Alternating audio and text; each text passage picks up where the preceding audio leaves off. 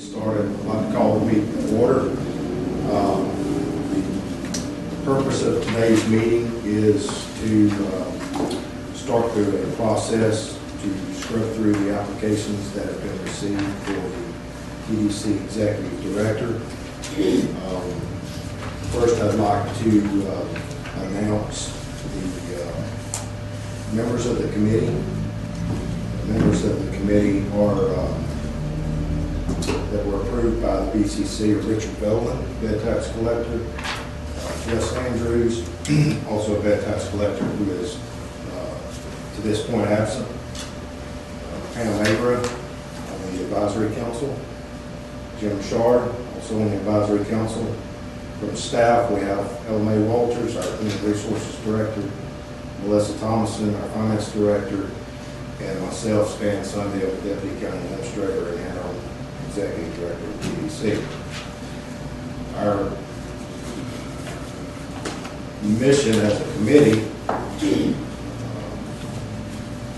approved by the BCC, is, well, first of all, the applications were received. There was a closing date of December 11th.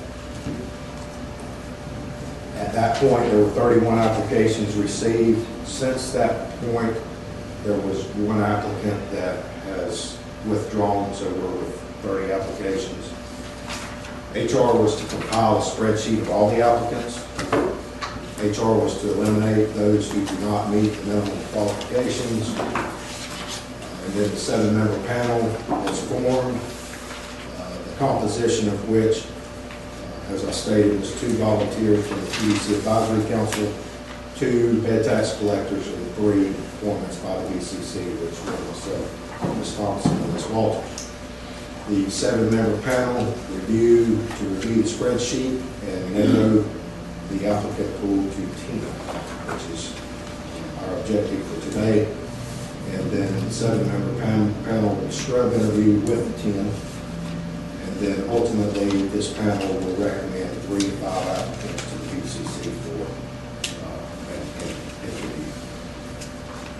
So I think our first, as a committee, our first matter of business will probably be to elect a chair. And so with that, I guess I'll ask for any nominations. I'd like a motion to Stan be our chairman. I second that. Okay. Any other nominations? Okay. Is that a motion? A second. Yes. All in favor? Aye. Opposed? Motion carries.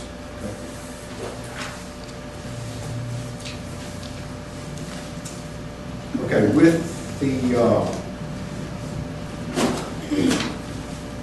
the 30 applications, we've received a spreadsheet, a matrix, which I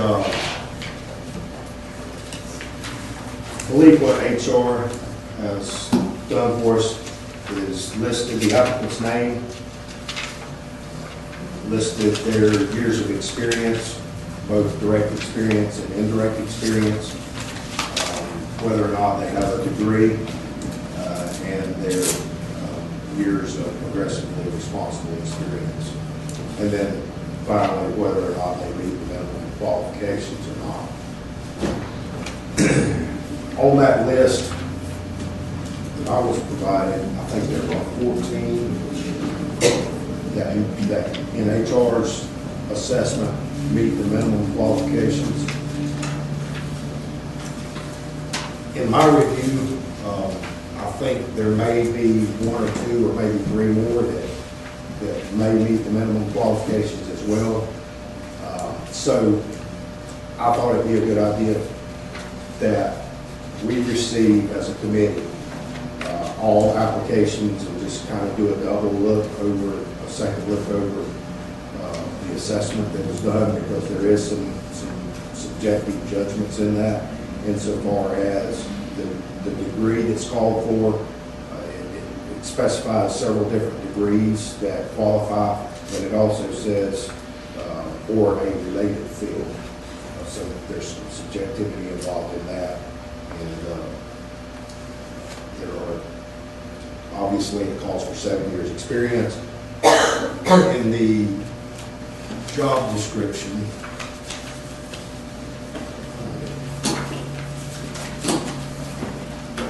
does everybody have a copy of the job description? Flip over to the third page, which outlines qualifications, training, and experience. The first bullet point is graduated with a 4-year degree from an accredited college or university in marketing, advertising, business management, public relations, or a related field, and 7 years of progressively responsible experience in destination marketing or economic development.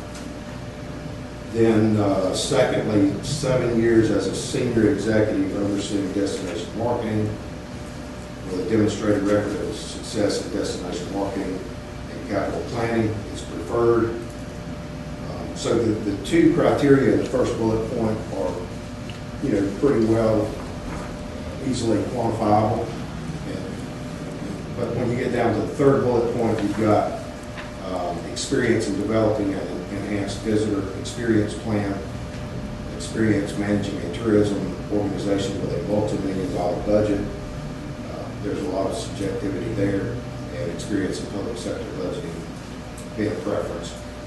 Certification in destination marketing being a preference, and then obviously the caveat with any equivalent combination of qualifications, training, and experience.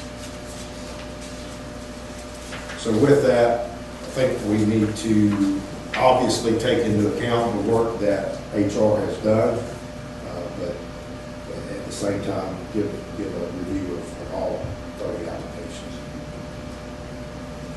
Could I ask a question? Yes.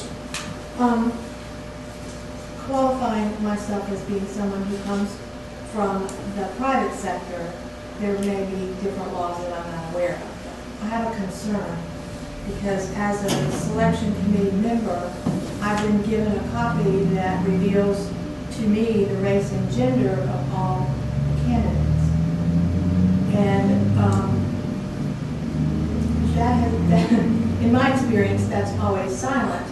I understand the veteran's preference more than I do a selecting. And I know we're not making the selection, but we're involved in the selection process. So maybe you could help me with that a little. Yes, I wasn't involved in sending the document out of my office, but those columns that you mentioned should have been hidden. Yeah, They should have. okay, thank you. Yes, you're correct. Now I don't know what to do with the information now that I have it. I mean, I know what to do with it professionally.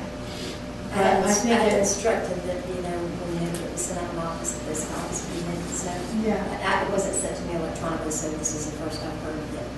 Yeah, I'm just concerned about the liability of that. Should, as long as everybody's happy, there's usually no liability, but that's a real sensitive issue. And it's not for all candidates, correct? It is only for the 14 that HR pre-qualifies, is that correct? No, it shows both gender and You have all race. 31? Yeah, it does. Race and gender. Can I make a suggestion? Why don't we just make a motion that we do not, as a committee, look at gender or race? We know it's there, but let's all just agree that we're not going to use that in our deliberating. Well, we won't. That goes unsaid. You know. That doesn't eliminate the issue. Yeah, and unfortunately, that's probably not sufficient to eliminate the issue. The question is to what extent the issue with yours, typically in HR, and mind you, I am not labor law counsel for the TDC or the county, nor is Mr. Davis as the county attorney. They have some labor law counsel who specifically addresses these matters out of Jacksonville. My experience typically, however, has been that as long as the hiring authority is not where that enters into the process, you probably are going to be okay. And I'll refer to HR if you have any other knowledge on that issue. Typically, staff's knowledge or recommendations to a board or review of that may include knowledge of those issues necessarily based off what they're doing.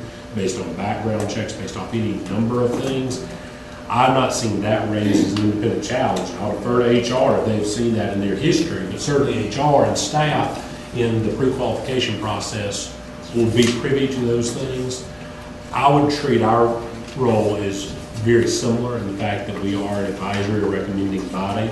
Additionally, the BCC has the right to reject our recommendations. They can choose to do more or less.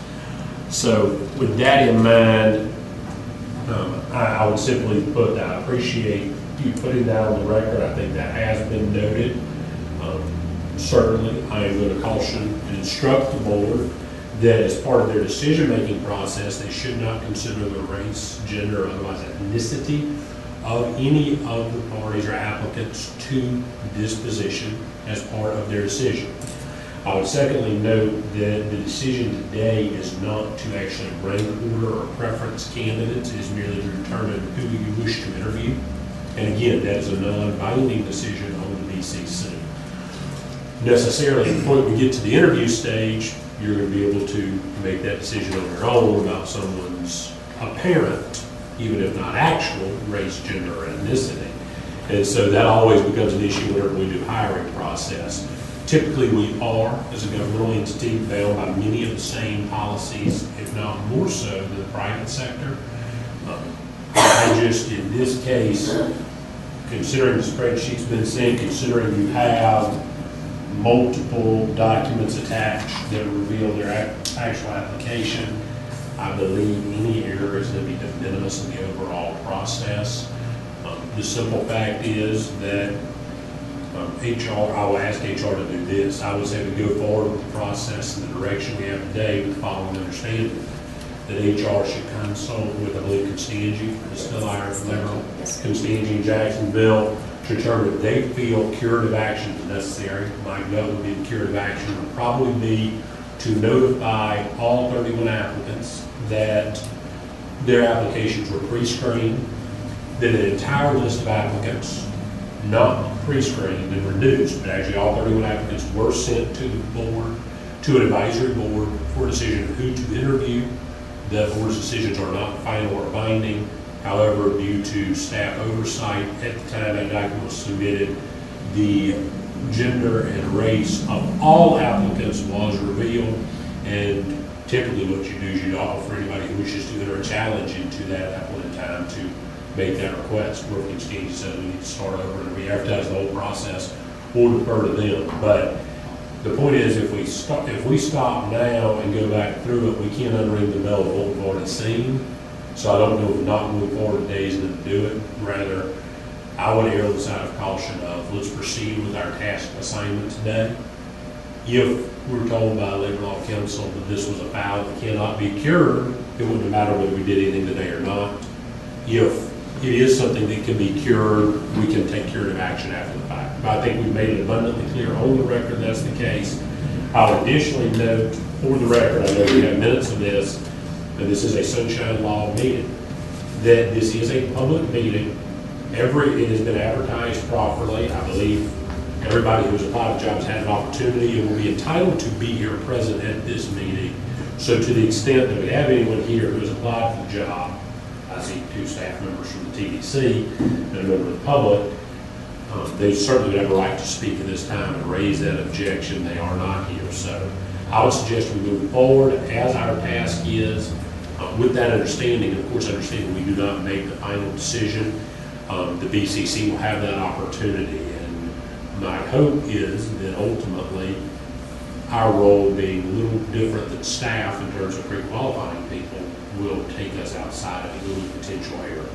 But I'll refer to the chairman. Obviously, you run the meetings, Mr. Chairman. If you would feel more comfortable just adjourning the meeting and not taking up everybody's time this afternoon, that is to your prerogative. My recommendation is that the board feels comfortable going and you do as chair. I think we can take that step forward because at this point, it's not as though we only have a partial list of which has been screened based on that.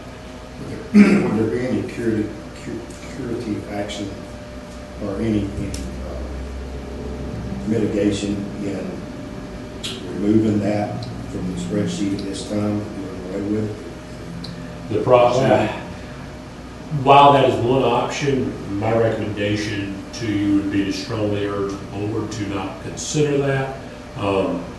If it is able, are we able to remove that? Let me ask her. I don't have it, I didn't say. Yeah, I don't know that we have the ability to remove, but I would secondly say this. The question still exists.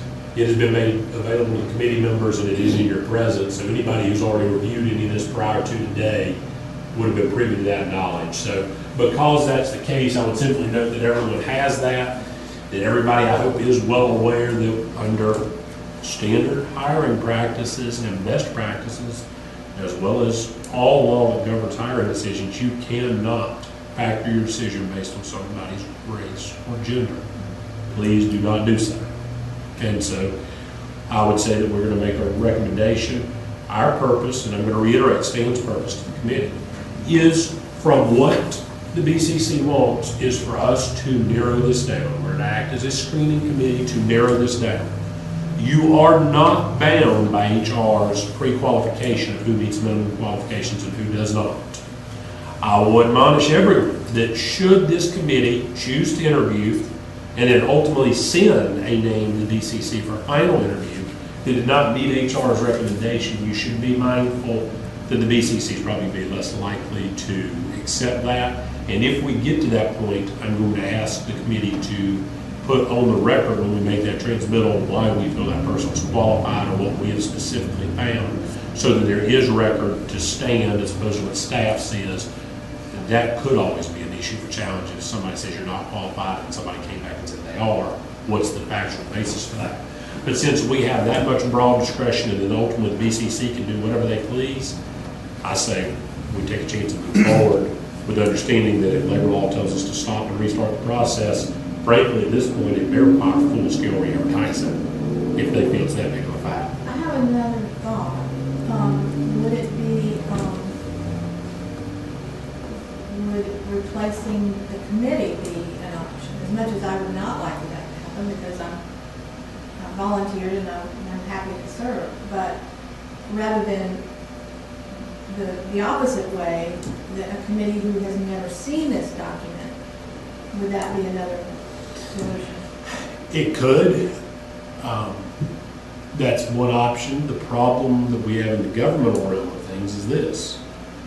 And my job, of course, is to take the worst case scenario for you as the attorney, playing a hypothetical game. If I'm an applicant who does not get selected, I feel I have been discriminated against due to race, gender, ethnicity, or anything else that is prohibited for a protected class for which I cannot be discriminated against. These documents are public record as of now.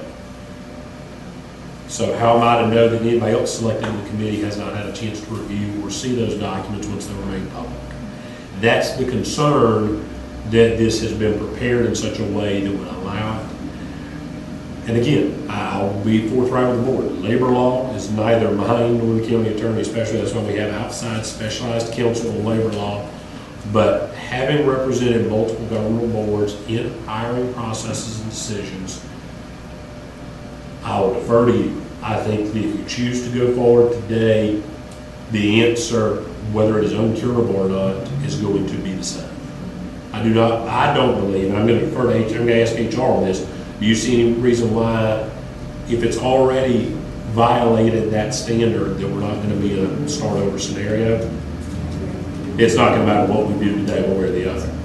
So I think the question is whether or not it rises to that level, having this committee having seen it. At the point that it has to start over, it has to start over. And so it's just up to you whether you want to spend your afternoon going through this, understanding that's a possibility. I think we will certainly, and certainly Mr. Davis and I can talk to the Labor Law Council about that and say, hey, this is what the committee's task was. It's not a final decision. This is where we're going. Frankly, the BCC has not completely laid out the policy, and I would not ever be surprised to see this committee reach a decision for that to be transmitted to the BCC and for the final decision maker, the BCC, whatever board, to come back and ask for additional information or more review. That happens all the time. I know everyone else who deals with the county sees that. I know Jim and Pam, you deal with TDC. How many issues do we send to the BCC to come back to us for additional review? I can't tell you that's not where we're gonna be anyway, so my point is, there's gonna be a lot of time for us to talk about this with someone else after the day. I'll defer to you if you wanna go forward today, or if you wanna scrub until we get an opinion, then say, all right, we may have to restart. But if you wanna go forward to at least have the ranking done and our decision made pending ultimate opinion from Labor Law Council in this matter, I think that is something that we could well do. I would say at this point that we move forward with the understanding that we only consider qualifications and absolutely do not consider race or gender in our decision. And I believe HR has a standard admonishment they give to their own employees and their boards they represent. If I'm familiar, at least HR and other entities I've worked with, HR can correct me if I'm mistaken here, that one is not to draw an inference based on spelling, phonetic pronunciation, or what the name of a person looks like as to anything about that person's characteristics. So with that being said, there's always the potential for adverse inference depending on how much of an application you give or not. Same goes for consideration of email addresses. Actually, I've done that where somebody put a Mrs. in their email address, and that question was raised. You don't draw an inference on what you're saying, so. The only other question I have on what you said was, you said that our job here was to qualify, not to rank. At this point, that is true. As of today, and Mr. Sunday, please interject, what our first step today is going to be to go through these applications. The process, and I'm probably jumping ahead here, but I'll go ahead and do it, and somebody can correct me if I'm misstating what the presumed process would be, you'll be passed out a ballot of 10 names. One of the recommendations, Mr. Sunday and I talked prior to this meeting about some possible ways to do it. One of the recommendations of mine would be that each member of this committee list 10 names they feel should be brought for interview before you. That is not in rank order. That is not here's my number 1, here's my number 10. We're not going to assign point value or preference. We're going to take 10. From there, my recommendation would be, because this is a 7-member committee, even though we're missing one today, that should any candidate receive 4 or more ballot placements from this, that would be a majority of the committee, that person automatically be qualified for interview. That's all you're qualifying for, is interview. From there, let's see how many we get. There are 2 ways to approach this. HR probably is going to grimace as I say this. I don't particularly enjoy seeing a board tie their hands to say we're going to only interview 10, and lo and behold, we end up with 8 people who are qualified based off that 4 vote total, and 4 sitting there with 3 votes, and then a huge power gap between that and everybody else. Well, if you've already set 10 at the start, how do you decide between that? I would say we see how many people are automatically or presumptively qualified based off a majority, and then determine, does this board wish to take just those persons for interview, or do you wish to expand it? And we'll be able to give you the total vote total so you can see that. And it may be that you want to do 8, maybe you want to do 12, but that way it gives you an easier, manageable way to get it from 30 down to 10, which you interview. At the time of interview is where rankings will occur for who your top group is to go to the BCC. And my recommendation would be that the ranking that goes to the BCC does include a preferred candidate. I believe that's within the ambit of what this board's been tasked with. Now, you can choose not to do it, but I would recommend that gives the BCC more to work with. And I always feel like it's our job at an advisory level to give the final decision maker as much input and as much strength of fact to make a decision on as possible. So today, you're not going to rank them necessarily, but rather you're going to select a group that you wish to see interviewed.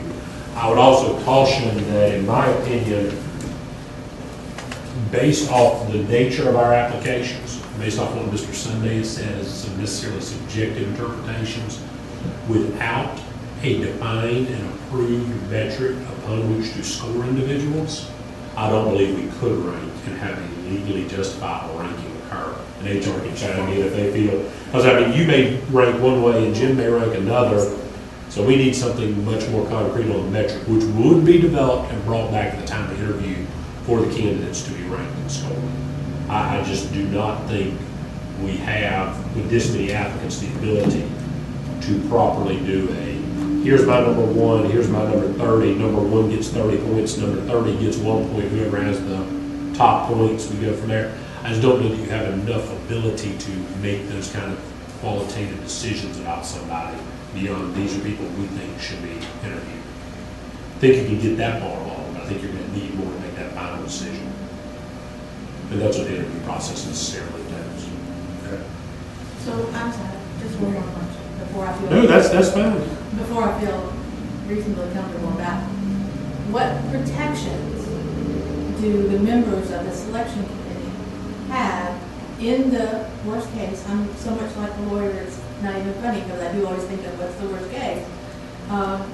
What protections do they have? Should an individual sue because they feel that this information was used inappropriately? Sues against the county. You're representatives of the county, you're serving in the board capacity, just as the BCC does, unless there were some specific or directed knowledge that they could prove that you as an individual exceeded your bounds and your authority as part of this committee to influence or to otherwise disqualify a person based off of a protected classification, and therefore you specifically discriminate against, it would be all but, I won't say it's impossible to sue you, but it would be all but impossible for you to have damage at this point. I would secondly note you're not the final decision maker. Again, you are just an advisory committee. The protection level you have is, of course, that what our position is, we're still going to do everything today contingent on getting formal opinion from Labor Law Council, whether or not they should scrap the process. If they say scrap the process, the whole thing starts over, and if they wish to complain, they have that right. And unfortunately, as I tell every governmental board and every corporate board in a private capacity, somebody can sue you for anything under the sun, and they can raise whatever claim they want. Whether it has merit is one issue, whether there's actual damage is another, and whether their individual claims pierce whatever corporate or institutional veil you are operating under is a whole separate issue beyond all of that. Frankly, I don't believe the individual members of this committee have individual liability for this. Now, when you choose to say, look, I just don't think this woman's qualified, or I don't think a person of this ethnicity or this gender or this race is qualified, well, you probably are opening the door to a lot. And frankly, I think staff and I are going to have a very serious conversation about where the committee goes if that happens. Knowing everybody in this room that have worked with you in some capacity, I don't foresee that being a problem. Anything else? How would the committee like to move forward?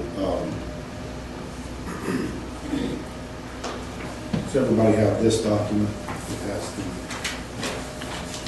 14 applicants.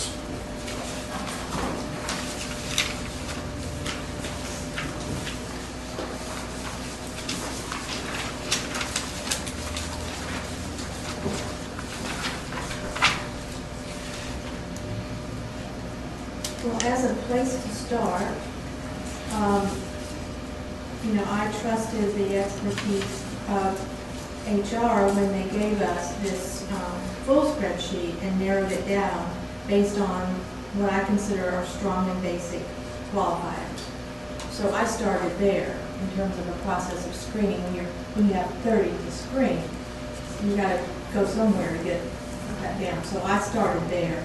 Yeah, I did the same thing. Did you? Okay. Yeah, I did review the ones that were not on the list, but I did that with a lot less depth, but I really concentrated on the ones that HR said met minimum qualifications, and that's the ones that I really did an in-depth look at. That's the ones I have comments on.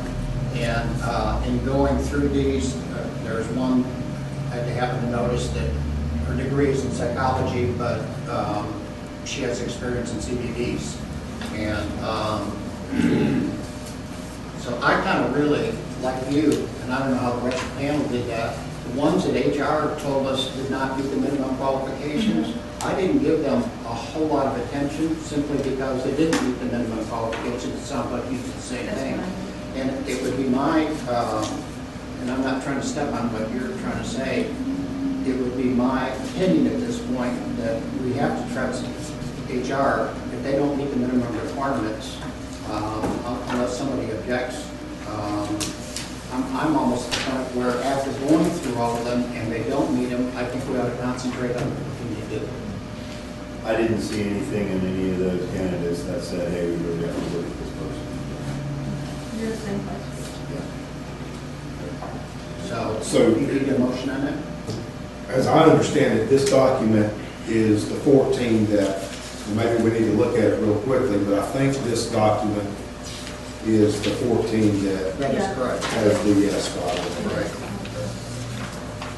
You need a motion for that, Stan? Yes. I'll make, Pam, why don't you make a motion? I move that as a place to begin initial screening, the committee take HR's recommendation and we use the top 14 as the place to start. I'll second that motion. So let's be clear about what that motion will do, that way a motion is second on the floor. Is it your position then that the committee should not rank for the purposes of determining interview anybody not listed in those 14? That's correct. Yes. Okay. Do we want to have any discussion about any applicants that might be added to, did anyone have any applicants that might be added to these 14 at this time? I think that'd be part of the discussion now that you have a Okay. motion and second on the floor. I have a question about 2, maybe 3 applicants that HR has said do not meet the minimum qualifications. You want to give us the names and the phone? I have a question about Kim Hughes, Yeah. Deborah Hudson, Hold on.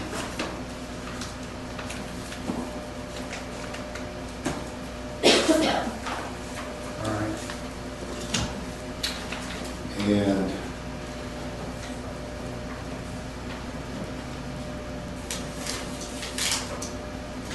Kendra Parsons.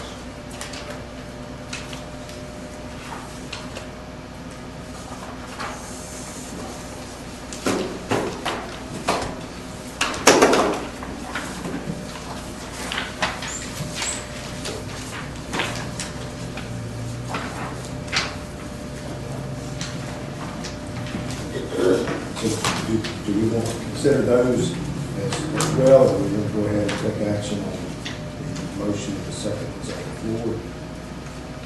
Hughes was one that I had looked at as well, Me that too. that looked like Possibility. she might possibly be, need minimum qualifications. And I think we should look at them.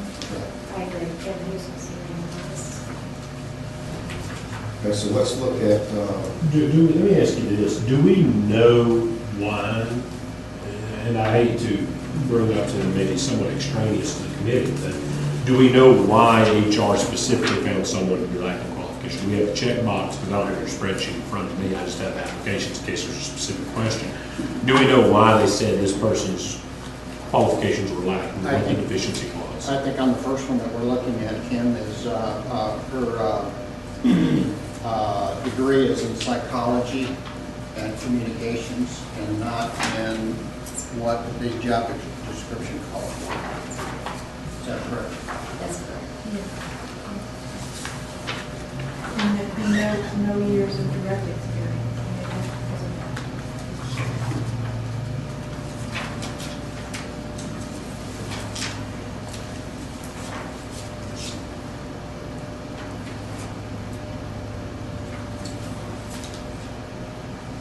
I guess, as far as relates to experience, the one thing that I was looking at is from February 2007 to July 2014, the applicant lists is working for Sandy Springs Hospitality and Tourism as the executive director.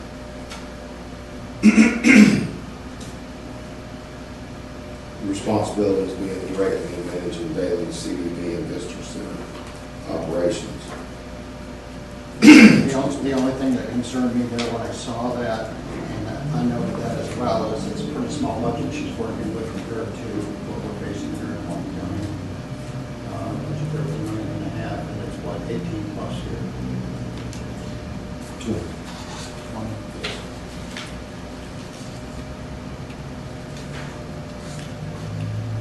And I'll simply offer, an observation again to the board based off that. That is the exact kind of discussion that makes it difficult on these kinds of applications to determine whether somebody should be reviewed. So your two options, because we do have a motion on the floor that I want people to be aware of, and certainly we'll go through the rest of the ones that Mr. Sunday pulled out there.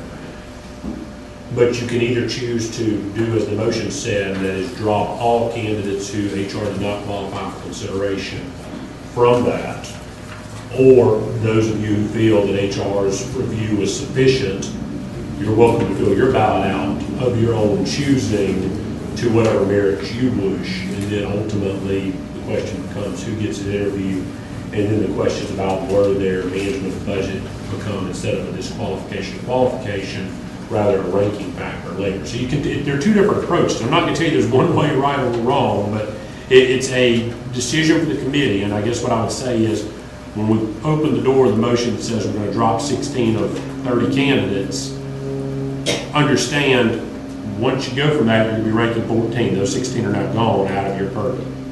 So barring some re-instruction to bring them back, just bear that in mind as you do that, versus if you start writing down 10 names and somebody says, well, you know, I met 9 names and I want this 10th person, but oops, they weren't qualified, the rest of the committee's going to be tied by it, even if assuming the motion passes. So it's just it's a matter of how the committee wishes to do its job is what I'm asking of you. And that's, and I'm not telling you which way, but there are two completely appropriate ways to do this. But part of always the hand wringing that I always see in these processes is, what do we do once we get down to who actually makes the list to be interviewed? And if you don't have a neat number and everybody doesn't fit neatly into the 10 we want, how do you start choosing between people? And that's where those discussions are going to come up. So Well, that's just be mindful of that as you do it, because there are two different ways of looking at it. Something that you said, well, I'm going to accept HR's opinion that they're qualified. The flip side of that coin is, if it comes up to, well, why should we expand the list from 10 to 12? Well, I think that person's not that qualified. Well, you just made a motion, the board accepted the qualifications without challenge. So it's just a matter of where you wish to place your discretion. Either do an outright elimination, which is to your discretion, or allow the discretion of the committee to consider and do that. And again, you've not been tasked either way with the BCC. And I'm not sure what criteria they use to make that And determination. I can't speak to that. I just want to let them know you can choose to do it either way. There is not a mandatory requirement. That's why we opened that with, this is staff's recommendation of qualification metrics. You can choose to accept or disregard those. And the way in which you do that can vary from person to person. And I know I'm making this as clear as mud for you, but my job when I sit here in these processes is a lot of times to make sure that you have the most open position of the process as possible, so that whatever we choose to do is one, documented in our minutes and for the public, and then also importantly for the BCC to some regard, I should say, that they know where you came from that. Well, So- consistency is extremely important in a process like this. So you have 3 different levels of consistency as I see it. You start out with your screening, and you have very specific criteria for that screening, which HR has done already. Then the next level is where you start to apply some level of discretion if you're choosing people to interview. And then when you interview them, you have additional information and additional discretion.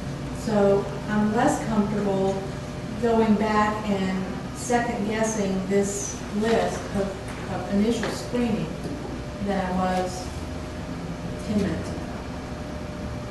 Say that again, Kim. That thing you just said.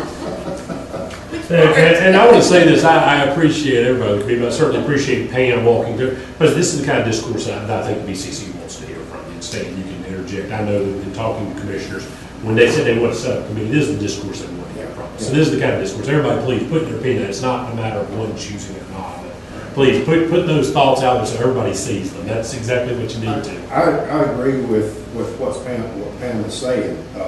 My only point was that not knowing what criteria was used, when I looked at this particular application, the bachelor's degree in communications met the education requirement.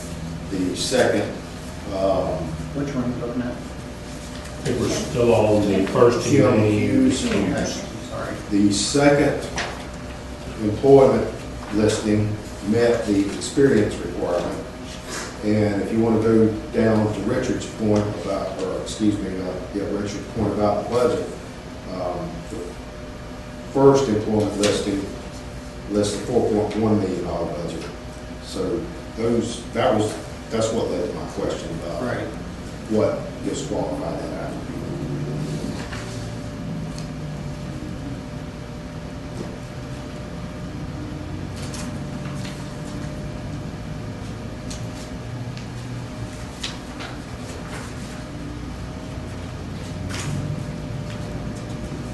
And I would agree with Stan, I would hate to disqualify someone who actually, when we look at it, did meet the qualifications. It just may be a different interpretation of what those qualifications were when they were the original applicants.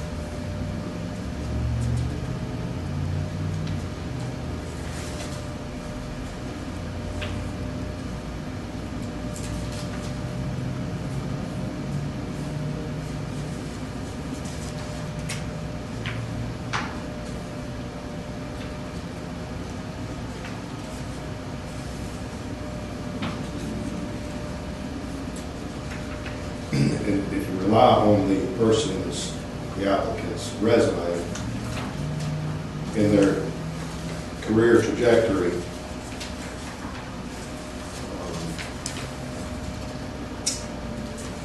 it lists from 2002 to 2004, Director of Tourism. I'm not sure what agency, what CBB that is, VLCCTA. Spell last. The Director of Sales for Athens CVB from '04 to '05. Executive Director of Statesboro CVB from 2006. Executive Director of Sandy Springs CVB from 2007 to 14. And Executive Director of Fayetteville AAP from 15 to present.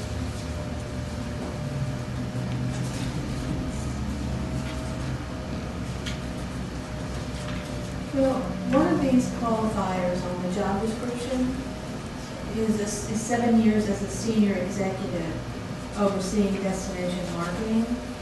And so would that be? That's a preference, unfortunately. So Okay. when we say it's a qualifier, it is how would HR prefer to So classify they would that? not- A bonus point type of thing rather than disqualifier? They We use- wouldn't use that as a qualifier. Yeah, I can't imagine somebody in HR would say that one of the preferences results in disqualification if it's not met. Really kind of tiebreaker metric is one way. Okay, so what was used in that column, direct experience? Regrettably, that's something I don't think anybody here can answer for you. And so that's why I said there are two ways of going about it, and that's what you've got to choose what you're comfortable with. And there's certainly the idea of saying, we'll review all 31 and rank our list and go from there. But understand, this is where I play devil's advocate even myself, my earlier admonishment. If you send somebody who was not listed as qualified by HR, you run the risk of BCC saying, look guys, you picked somebody who wasn't qualified, we told you that, why did you qualify them? So the types of conversations we're having are going to need to be had at some point if you select someone to move forward who did not meet that qualification. So we're going to have that conversation whether you eliminate them If or we whether. only had 2 or 3, or if we had 5, I think this would be an appropriate conversation. But we have a large number of people. You've got to start somewhere. And if we start going backwards, I don't think we're. Stan, with all due respect, I kind of feel like the same way. I think Jim echoed that we've gone through these apps. And I think we had a motion in a second that we were going to disregard those that HR had said did not meet the minimum requirements. And we probably should vote on that or have it amended and say we're going to include these 3. But right now, I think we have a motion in a second to probably get off the table. Treat that as a call for the question then. Okay. Any other discussion? All those in favor? Aye. Aye. All opposed? So for the record, let it be clear that the 16 non-qualified applicants, and we'll note for the record, there's one who was withdrawn prior to this, so the 31, one was off the top, started 16 have been removed from your consideration today for being able to move to the next spot. You should base your decisions and your decision on who to interview and who you wish to bring back based off of those 14. So now the question goes to the board, how you wish to determine who to interview of those 14. Do you have a number in mind? Do you wish to interview all 14? Or what is your preference? So to the board. 5. Thoughts? 5. Interview 5? That's my feeling. Yeah, I guess I'm not stuck on a number. The number 10 keeps coming up. I have my own little asterisks, as I'm sure everybody else does.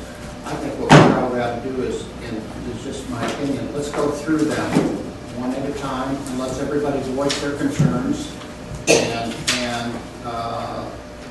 vote on that particular person, whether we want to move that forward to the next step and just go through the whole list. I would say, let's not pick a number, let's go through them. This is a great big job. Now's the time to scrub them, and we all can make our comments. I've made notes on all of them, and I'm sure everybody else has. And let's just start disseminating this stuff and find out what's real and what's not. And I think this is not, we're not looking for someone who has good experience, but is, we're looking for someone who has the real deal experience. Absolutely. This is a great big job, and if they don't meet it, if they don't meet the minimum qualifications, if they don't have the experience to do this job, let's pick whatever the number is, even if it's more than 10. Let's qualify them and say, yes, we want to interview these people and move forward, or no, and come up with whatever that number is. Well, and my point of view is the 10 number was if you were going to just list 10 names so that we would get a fair spread and then see who's everybody. When you say just list 5 names, then of course you're only going to have 5 and you're going to have a huge diffusion across of people. So it was not a matter of pick 10 to interview, it was a matter of rank order 10 on ballots. The other option, as Richard said, is perfectly fine to go through one by one and do that. Of course, I think, Jim, your point is correct on that. If you choose to do that, I would caution against saying we have a hard cap of the time you want to interview. Because I would caution against using a hard cap and we're only going to interview so many out of the 14, because if you say I only interview half, 7 of the 14 or 5, as Pam said, you usually know it's been thrown out there. Well, if everybody likes the first 5, you interview those and never look at the rest. So if you're going to go one by one, don't put a hard cap in place. Well, and I would point out too that the board, their direction was that they wanted to see 3 to 5 come to them. Correct. So that this keeps us consistent with that. So I think that's a perfectly fine direction. I don't know that we need motion on that. That's why we should do it differently. I guess now would be time to lose your opinion. If not, Mr. Chairman, I would just go down the list of the preferred candidates. Let's take the first one We're not first. trying to give you a hard time, we're trying to work with you, Stan. Jan Bukowski. Yep.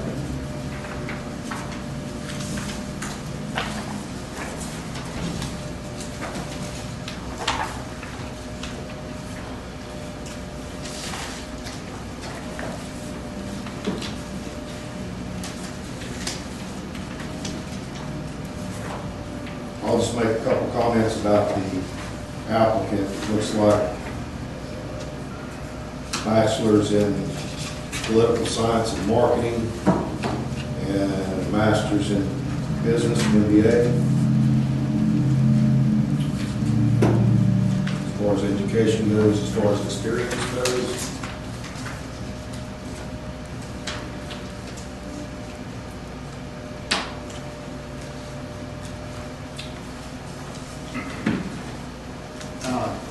We'll just make comments as we go. Yes. 2 things that I noticed about this particular one, and one I don't know whether it is a negative or not, but he's had a lot of job changes. If you look, some of the jobs he's only had for 1 year or 2 years. The longest job he had was with French from 95 to 2005. And so, let's see, 1, 2, 3, 4, 5. The last 5 jobs have all been related to French tourism. I don't know if that's a negative, but I think it's worth bringing up. And the second thing is, he's had a lot of job changes. I would agree. And within those job changes, there are several of them that were short. Very, very, very short. It's- Those are my comments, so go ahead.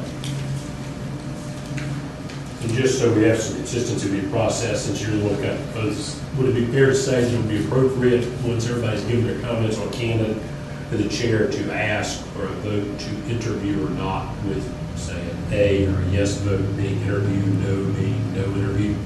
Would that be reasonable for the proposal you laid out, Richard? Yes. Hey, I'm just trying to give Stan some directions, our chair, but. Yeah, I think if we go through each one and then we vote on that particular person as to whether we want to interview or not, then we'll go on to the next one until we get to the whole That file. works for me. That'll be. You okay with that, Jim? Yes, I am. I have a question though, did HR, was this qualifying done just based off of their application? Was there any background checking? it's just on the application. Just off of that, so no references, no background checking? Would that be a normal part of this process? At what point do you background check? At the interview stage? Yes. Yeah, And HR, if my understanding is correct, was tasked with providing how would you say, I guess, a metric that established who did and did not meet the minimum qualifications for the board to use in its evaluation process. It was not actually told to HR, I think, how they should do that or to what extent their input will be given to the board. So, I think it was just simply a review of the application. Usually when that happens, that's all you see, is a straight review of the application and a yes or no. So all this is just based on the information that the applicant gave, and there hasn't been any of it verified or, And even beyond that, it really goes to whether the application they provided to us included information that would satisfy this qualifications, training, experience, mandatory provisions, nothing. I think, Richard, what you were saying, I agree with it. I also was concerned about relevant experience and, being at Snowmass is very different than being in a beach destination. And I think I learned that very directly when Intrawest purchased Sandestin. Mhm. And their primary holdings were resorts that were snow resorts. That's exactly right. And it was it's not just a one-for-one. No. So I would agree with that. And Snowmass, and I would have to include Long Island. Exactly. To try to attract somebody to Long Island is a completely different page in the book as to attracting someone to the Panhandle of Florida, specifically South Walton. If I'm not mistaken, this individual was interviewed 2.5 years ago. That's correct. I don't know how far he or she made it in the process, but obviously didn't make cut, so. that's good enough. Thank you, Stan, that was good enough. So any more discussion about this applicant?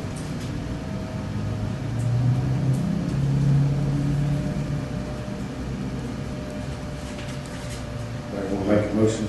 Rather than do it by motion, I'd just say we just do straight vote, interview, yes or no. Ask for interview, who would say yes, who would say no. I'm not interested in interviewing this person. We'll just go down the line and Oh, say, okay, I'm not interested in interviewing this So person. No. No. No. No. there you go. Okay, thank you. That was slick. Maybe we have a process now. Yep. Hopefully that means I get to be quieter than I have. I always apologize to boards. I feel like the more the attorney talks, the worse off we always are. Sometimes you just need to get started in the peddling, right? Okay, so the second applicant would be Mark Campbell.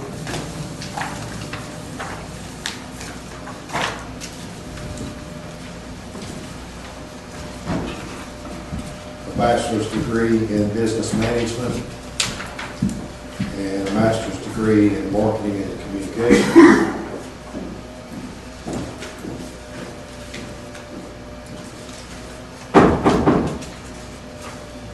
The employment history on the application is blank, so we'll have to rely on the resume. Is that a negative that should pop up in our minds, that the work history that was asked for by HR is completely blank? I always consider. Personally, Go ahead. I consider it. I do. Well, I do too. Yep. Yes.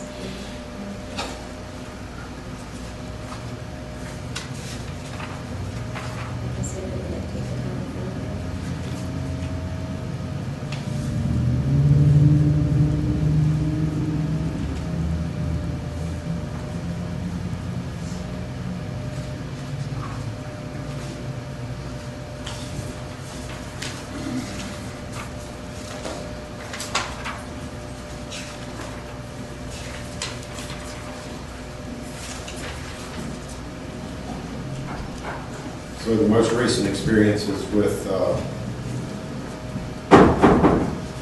media company. Looks like a newspaper, Herald Dispatch. Yes. Dispatch. And the prior one is also a newspaper. That newspaper. Prior to that is a hospital. And then newspaper again. I don't think that there's recent and relevant experience to satisfy. I agree, anyway. The other thing that I noted in his resume is that he still has business interests in a couple of entities where he is working now, and I don't know whether that's a conflict of interest or not, but I thought it would do justice to bring it up. If you look deeper into his resume, he is still a co-owner and owner of CrossFit Huntington and Bird Nation. And my question would be, is that going to create a conflict where he still has an interest in West Virginia? But overall, his general experience has been by far in newspaper media, and the fact that he didn't fill out that sheet are two items that, in my opinion, I'm not real happy about. So that's all I have to say. I can disqualify him. I don't see anything that qualifies him for the executive director job in this town. Pam? Yeah, I said, I don't think he has recent or relevant experience. I'm not interested in it. All right, so my vote is no. No. No, yeah, yes. No. Clark Culberson.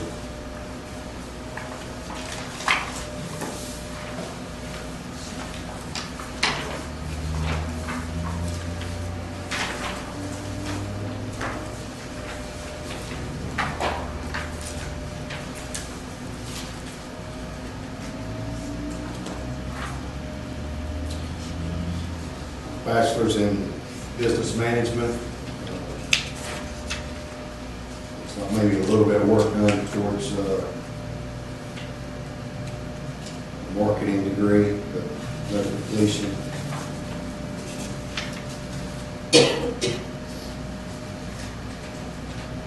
Work history, 2014 to present. Self-employed as Culbertson Brand Group. Prior to that, for a 2-year stint. They should also never send this. Right. What do you have there? Nothing, don't look at it. They sent a headshot. Oh, yes, yes. Now, I had to chuckle over that one, because I would never send my picture I to can't believe people anybody. still do that. They did that in the 80s. They did do it. Yeah. Yeah, but it's a long time since I've seen one. Okay.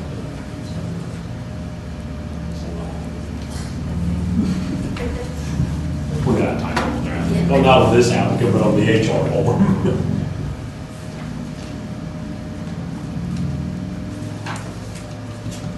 My opinion is that he really doesn't show us any real good work history that, in my opinion, would make him a strong candidate for the TDC executive position.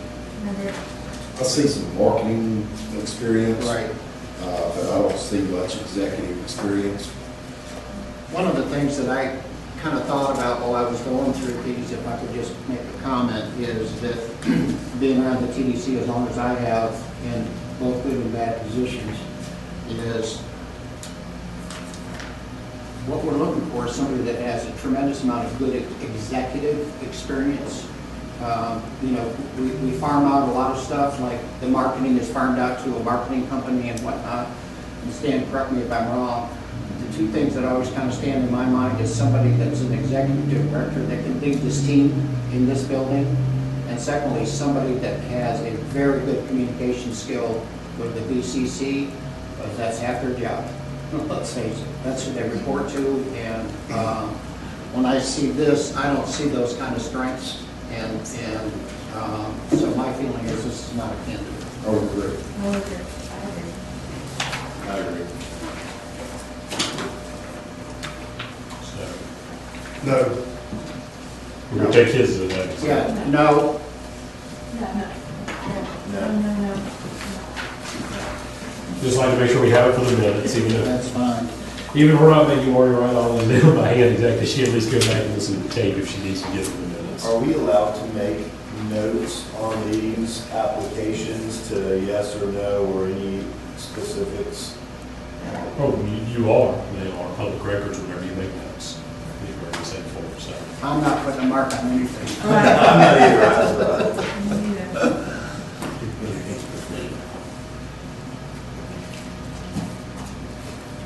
okay, so Michael Kerrigan. That's good.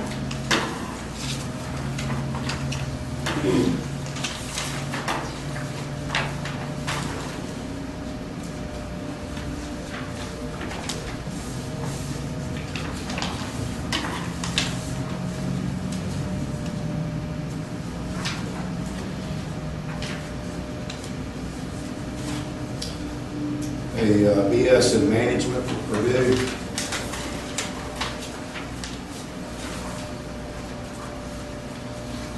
Currently works as the Director of Marketing and Business Development at Pier Park Mall from December 13th to present. Prior to that, worked for from April of 2010 to December 2013 with the Peterman Agency as an account executive. He was also the owner and president. Oh, I'm sorry, that was the supervisor.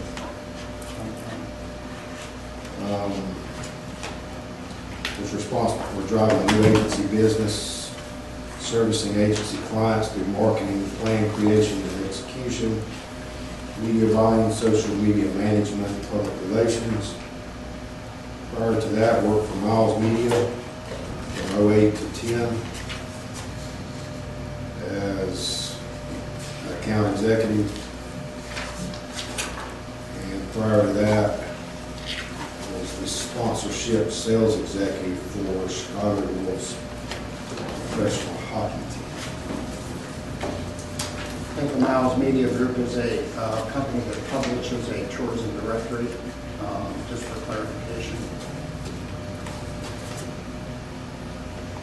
My first concern when I looked at this one was I just didn't see necessarily the experience that would be able to manage, to oversee a $20 million budget. On my little cheat sheet here, I've got exactly the same thing. I'm worried about his experience.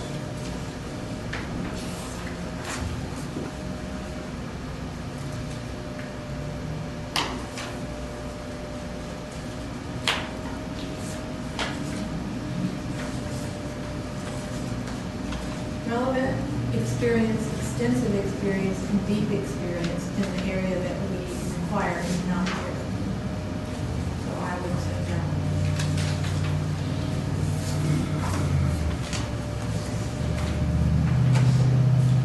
Take a vote.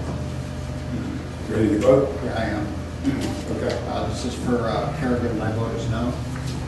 No. No. No. No.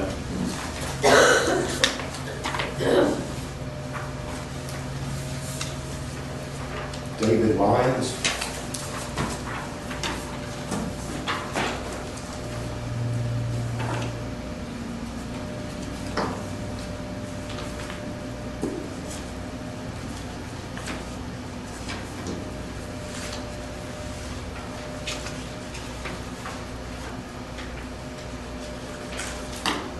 Mr. Lyons has a bachelor's degree in marketing. Currently works as the executive director for Ozark Dale County Economic Development Council. Prior to that, was the executive director and project manager for West Point Development Authority. Actually, Stan, I believe he stopped working at Ozark on 11/1 of 15, so. That's correct. Okay, He's no sorry. longer. Yes, it's a lot of good political He- situation. He has separated, he's not currently employed with Ozark Dale County Economic Development Council. Oh, that's right. November. 11/1, yes.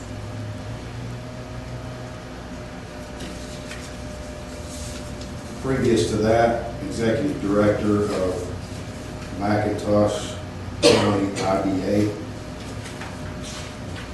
Sure what an IDA is. Well, I hate to speculate my involvement with Economic Development Alliances and councils, would suggest that it's an industrial or an industry development association, similar. Yep. Industrial Development Authority. Similar to Kevin has mentioned, industrial park will be authority for such. My comment on Lyons, I'm just using last names so that I don't get in the, I think the experience he has falls way, way short of what we're looking for. That's my only comment. That's mine also.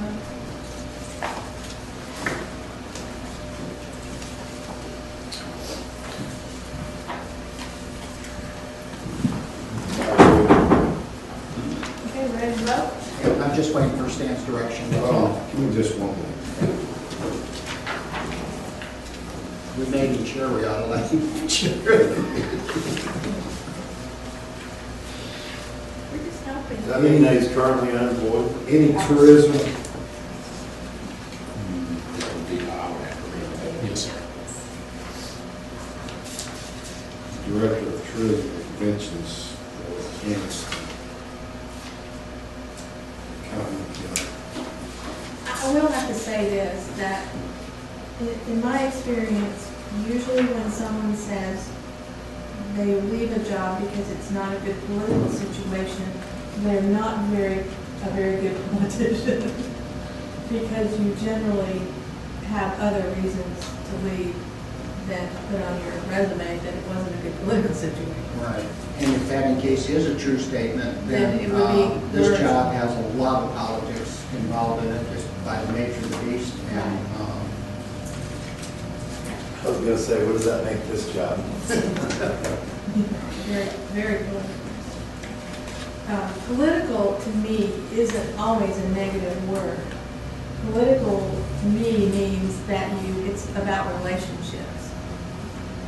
And this job requires an extensive suitcase full of political skill. So, Okay.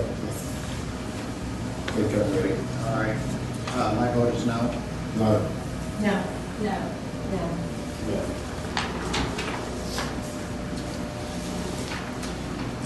Julie Morgan.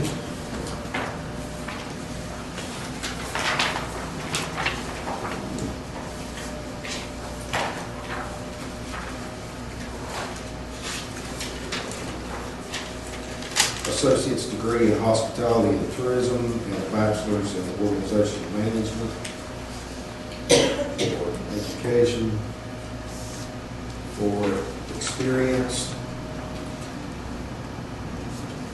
Currently, the Tourism Development Director for Santa Rosa County. Prior to that, the Tourism Director for Monroe County, Tennessee, for 2005 to 2014. Previous to that, tourism director for Monroe County, 0405. Not sure what the difference between those. If you look, it states the reason for leaving is they dissolved 501c3 and turned it into a governmental office, so it appears that they went from a private entity to a public office. Transition. Looks like she had the same supervisor on other jobs, is my conclusion on that as well.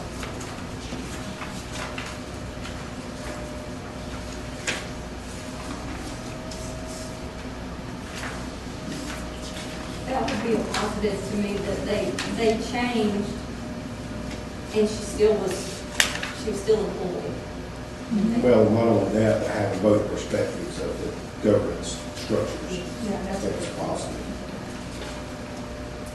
There were a lot of positives about her background, Yep. and I want to meet her and learn more about her background. Any more comments?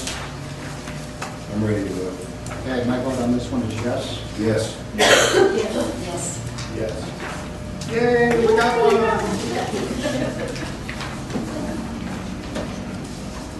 Say for the record, that's Julie Morgan. Morgan. Right. You don't record platform yelling, do you?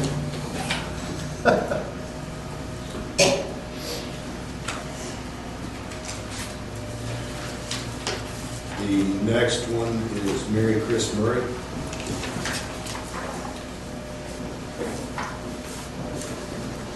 A comment on this one here, from 1990 to August 2013, which is a long period of time, and somewhere in her resume, McBraden Communications was one of the largest advertising agencies in Atlanta.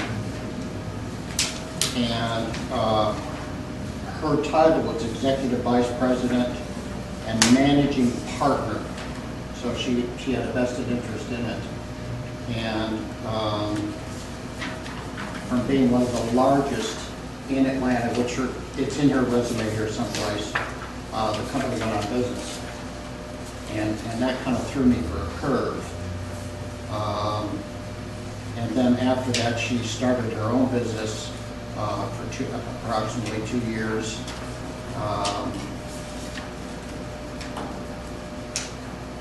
It gave me a little angst to see somebody being a managing partner and the executive vice president for 13 years and be one of the largest marketing companies or agencies in the greater Atlanta area, and all of a sudden the thing closes. When did it close? It closed in 2013. But do we know, we don't have any idea why. Now,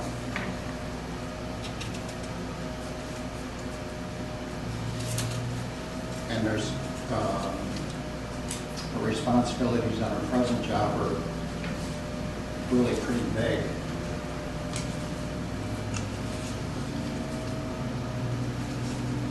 I do know that she interviewed the last time for the executive director position as well. Oh, did she? She did. Okay.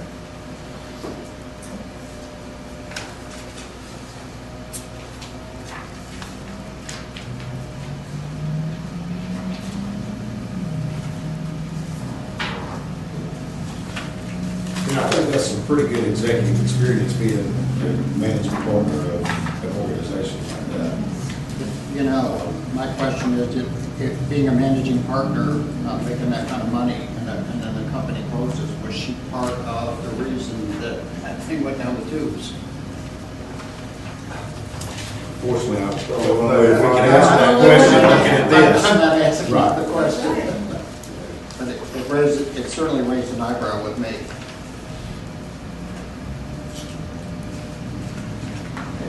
My thought about this is that there's just enough information here in the positive to make me want to explore it. And the only way, like Jim's saying, the only way to explore it is to interview. And this person, I would be inclined to want to find out more.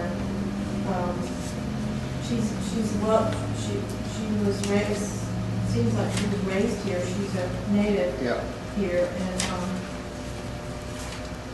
I think that's interesting. You know, I like the fact that she was thoughtful enough to put together a resume that looked very professional. So,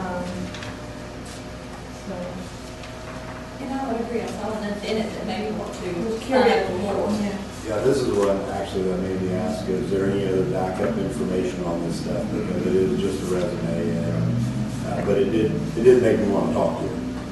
One thing that stood out to me was 25 years of branding and marketing and communications experience.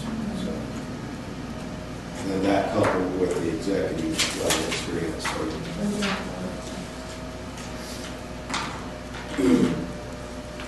we ready for a vote or any more discussion? Okay.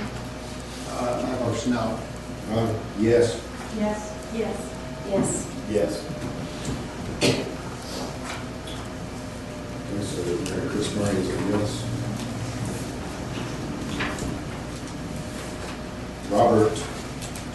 David Nolan.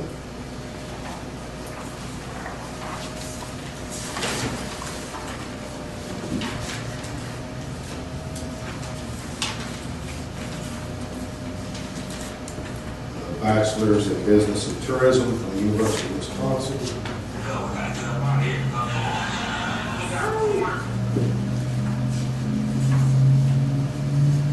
As far as experience,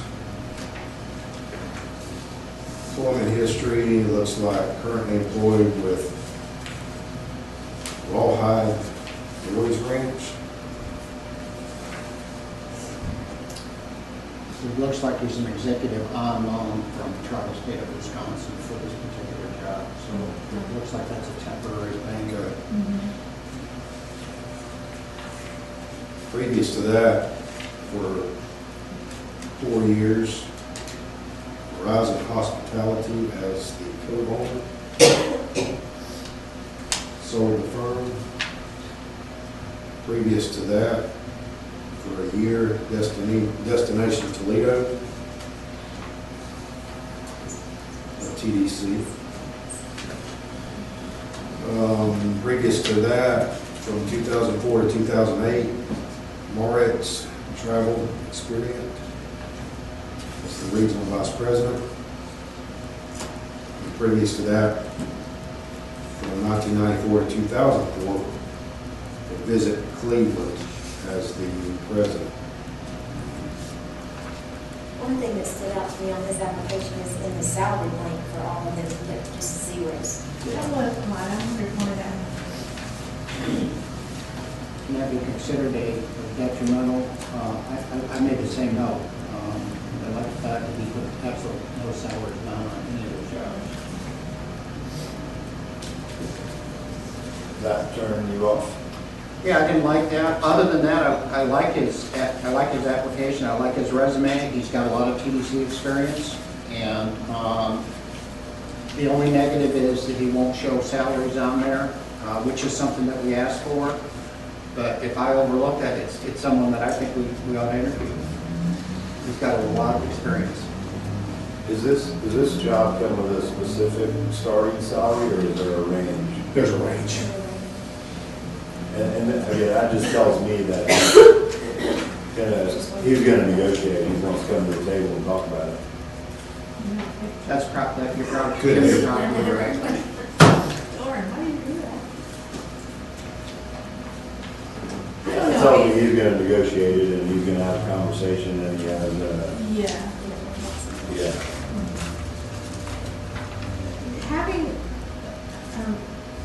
Having a lot of experience, this is going to sound strange, maybe I should speak things on. You want me to say it for you? Yeah. Okay. Having a lot of experience isn't always a plus. I mean, so that, his resume, he is an experienced individual, but I'm not sold on where it is, and being you know, being with Marriott for 10 years provides some level of experience. I mean, all of these things provide some level of experience. TDC director, is it a director in an area that is similar to ours, or that he would bring something new to us that we don't have and would like to have? I just didn't get that from this resume.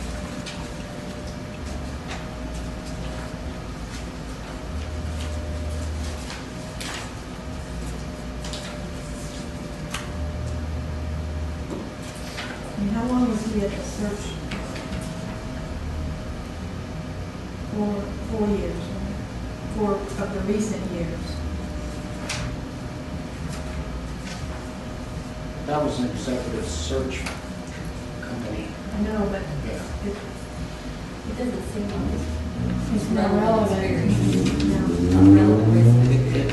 And then the problem is sometimes the relevant experience, and probably like my own tongue here, if the relevant service, you know, is 10 years ago, there's so much that has changed Yes. in the tourism business, both electronically, digitally, that, you know, that stuff becomes aged pretty quickly today. Especially within even the last 5, but certainly in the last 10. Yes.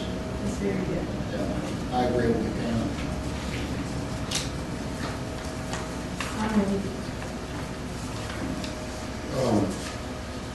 I agree in that sometimes experience is not necessarily a good thing. People are set in their ways and don't want to see things with a new set of eyes or think outside the box, but I don't think you can, you know, use experience as, you can't completely think about it that way either. And yes, the areas that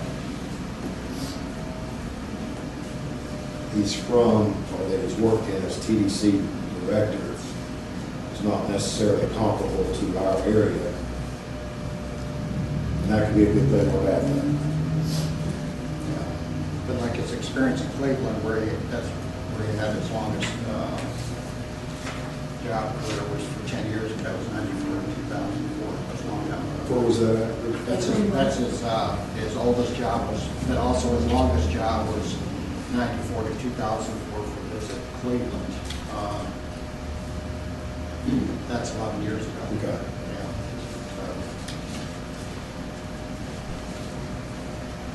And then a short stint for Toledo. Yeah, that's only a year, and that don't count for much.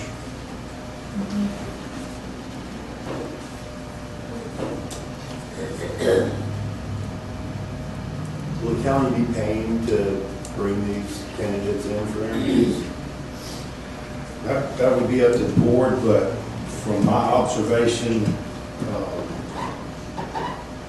you know, historically speaking, they have not. The only other comment I would make is under his skills and qualifications. I'm not sure where this comes from, but he says he's familiar with Florida legislative process and peers in the Florida industry. You know, there's something that I was thinking about when I read this, and I was considering his experience in a TDC environment. We are not at, my opinion, we are not at a stage of development for a TDC to be a recruiter. We are at a stage of our development where we have to manage what we've been lucky enough to be successful in doing. And that's to me, is going forward, that's the biggest challenge. Not someone who has spent their time in branding and advertising and that kind of thing to attract people here. It's how do we attract the right people here and do the right things.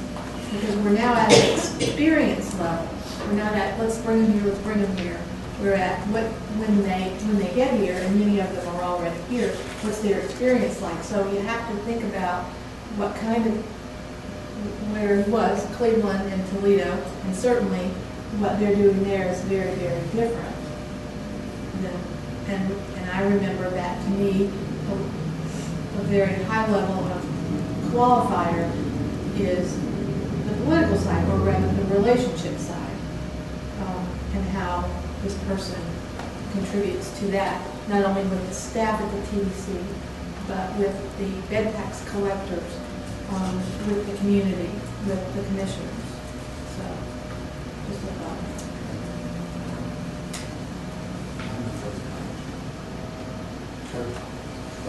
We ready for a vote? My vote is no. Yes. No, No. Yes. Yes.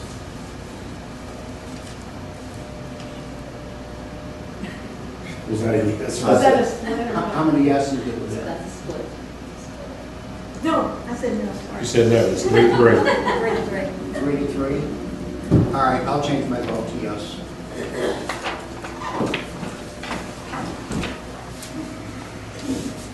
Sorry, Pam.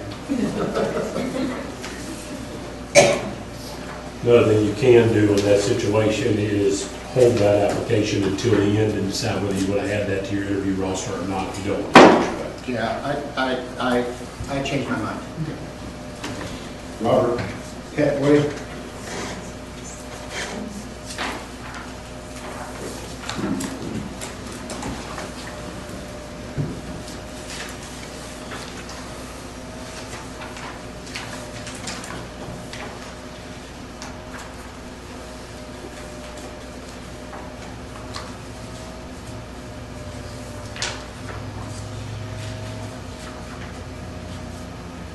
Bachelor's in Communications from the University of Tennessee. Work experience 2004 to present as the president of Partnership Marketing Group. Here it's a self-employed, there, company. Previous to that was the VP of Marketing for Chattanooga CVB from 2001 to 2004. Previous to that was the Senior Marketing Manager for Opryland Hotel in Nashville from 97 to 2001. Previous to that, I worked for Gaylord Entertainment as the Marketing Manager. Same company. Is it? Yes, Okay. And previous to that, for 1 year, 94 to 95, VP of Marketing for Myrtle Beach Area Chamber of Commerce.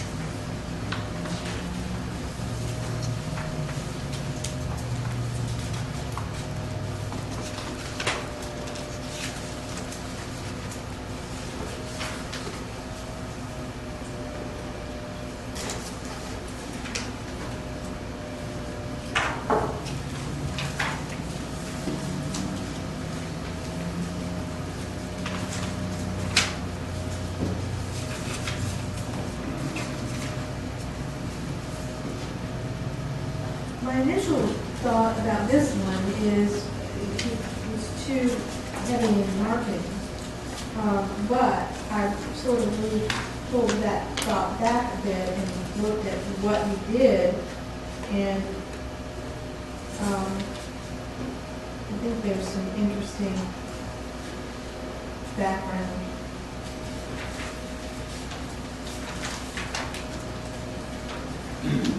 I like this guy's resume. There's some things in here, if you look deeper in, some of his career highlights was to establish a marketing partnership with Coca-Cola. Anytime somebody deals successfully with Coke, that's a star in your hat. Yes. Just for some reason, and a lot of what we're doing is gut, because all we have is what they've submitted. There's something about this application I like. I agree, I like the experience. Any other discussion? Can I ask a question, Mr. Chairman, of HR? Sure. Are we comfortable that the work history in his application submitted meets the 7 years progressively responsible experience in destination marketing and economic development?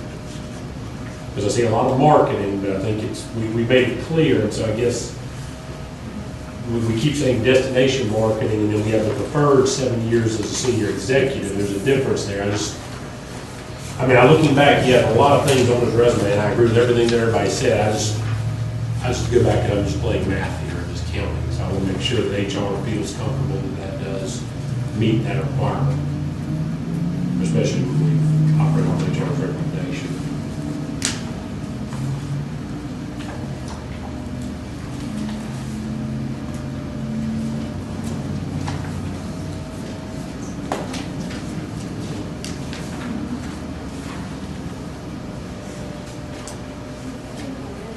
Yep. Well, HR is comfortable with what they said qualifies as what we define destination. Because understand, destination marketing may mean something different to everybody else, and could be something different between different applicants or different board members. So as long as HR is saying that's going to meet the minimum threshold, I think it's classified. I think the other thing that kind of caught my eye about this is that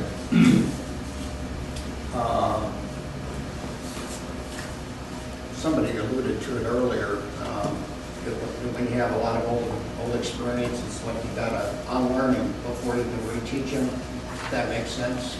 And even though that isn't his strong suit, that may be an asset in the fact that he can come in here fresh and doesn't carry that baggage that has to be unlearned. But for some reason, I'd like to know more about this guy. Any other discussion? I was I like the experience with what's happened with Chattanooga and what's happened in Chattanooga over the last 10 years. Even though that's not just, it's good experience, good work experience. I think his knowledge and experience in Myrtle Beach would also be a plus. Yep. So, you ready for a vote? I am. Richard? I vote yes. I vote yes. Yes. Yes. Yes. Yes. Robert? Okay. Good, I was getting scared there. Okay, the next one, Can we take a question break? yes. Let's take a 5-minute break.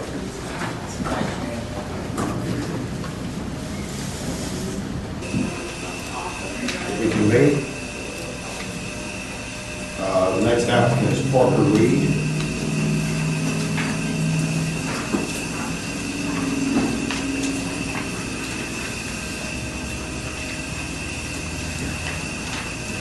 My only comments on Reed, if I may, that gentleman said, he's got a run of bad luck. I'll just say, he's had 6 jobs in 10 years, and it's either corporate downsizing, or the company got sold, or the company got downsized, or sold to somebody else, and his strong suit seems to be U.S. Canadian customer markets, which I don't think fits our criteria anywhere even close. And again, we can only go by what they put on here. But, you know, 6 jobs in 10 years, all due to companies being sold or corporate downsizing. And then being in a market that absolutely has nothing to do with us. I just don't see the qualifications that we're looking for.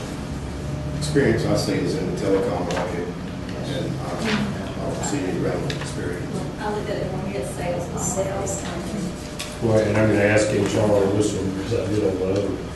Is there any destination marketing experience that we're not looking at? Was it further back that just didn't make the resume? I have not seen it. I didn't see it. I don't see it.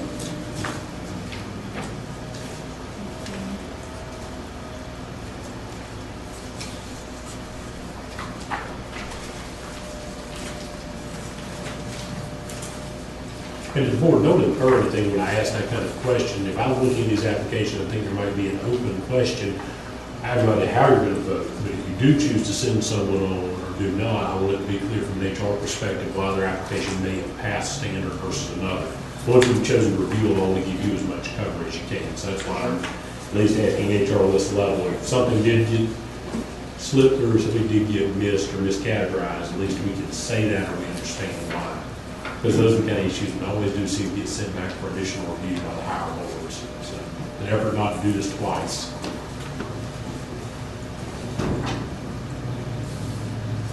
I don't think.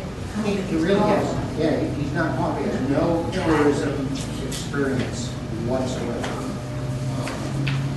That's my only comments. Sam. Any more discussion? Ready for a vote?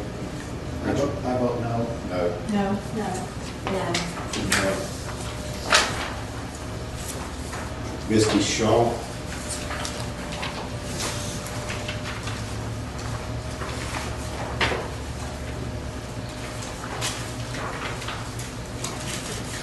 For some reason, I'm missing her. No, can I make just a quick comment before we go into Sure, this? sure. Just to let everybody on the committee know that Shaw, the one that we're previewing now, and the next one, which is, I hope I'm pronouncing it correctly, is Tusa. They both work for the same agency at the same address. So just wanted y'all to know, we've got two people from the same address in different positions. But go ahead, Stan, I just wanted to point that out. Okay, from an education background, an MBA in economics and bachelor's in journalism and PR.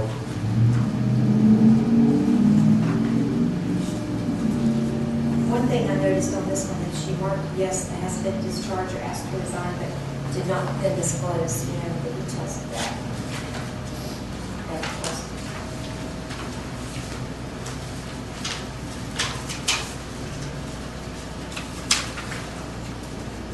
Currently working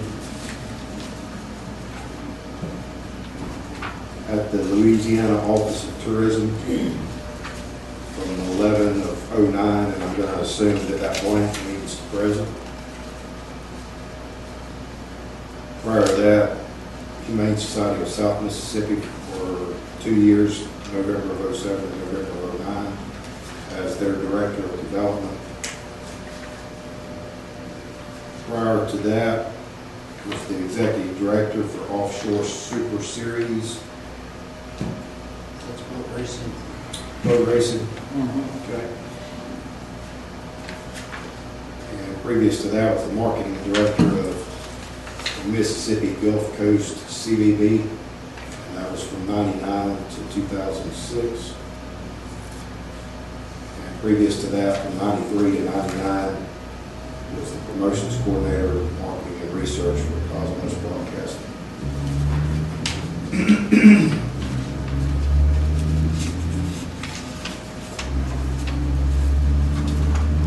She does clarify that question in her resume. November of 2009 to present is the Marketing Director of Office of Tourism in Louisiana. I don't think there's enough depth of experience here, and I don't think there's enough executive level experience here.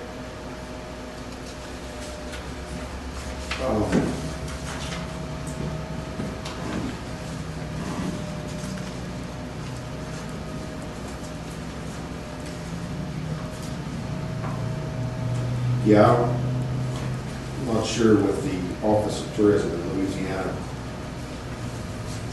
if that director is She's director a of director marketing. or a department director. Yeah, it looks like, her resume says it's a marketing director.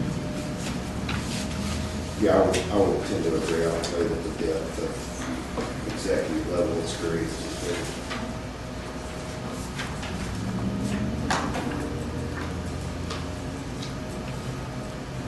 I would agree with that.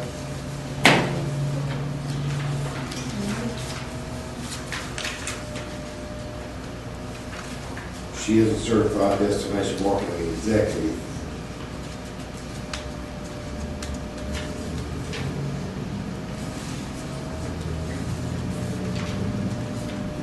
Is that a national certification? That's through DMAI, where you get your CDMA courses that you take. With the certified Mississippi travel professional, would that be something, the equivalent of the certification by FATMO? What is it again? Certified Mississippi travel professional? I've not heard of that. I think it's something that just Mississippi does.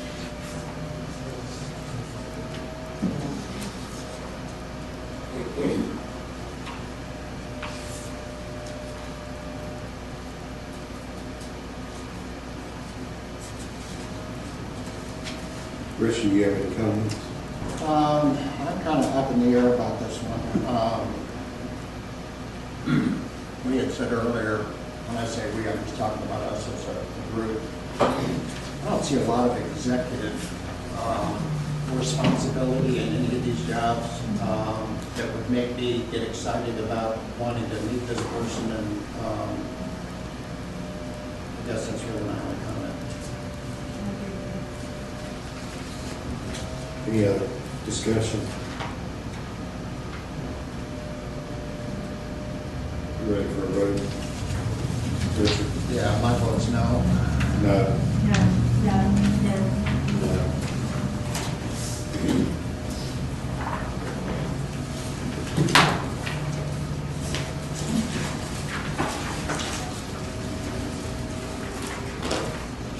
Jay Tusa.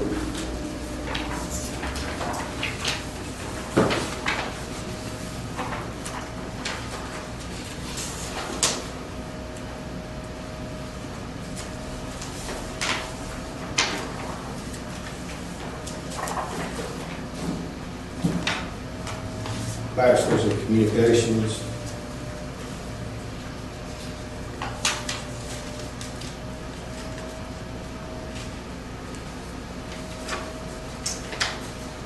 Currently works as a Director of Communications and Research for Louisiana Office of Tourism. Previous to that, was the Executive Director of River Parishes Tourist Commission. That was from 2008 to 2012. Previous to that, was the Marketing Manager for Sterling Properties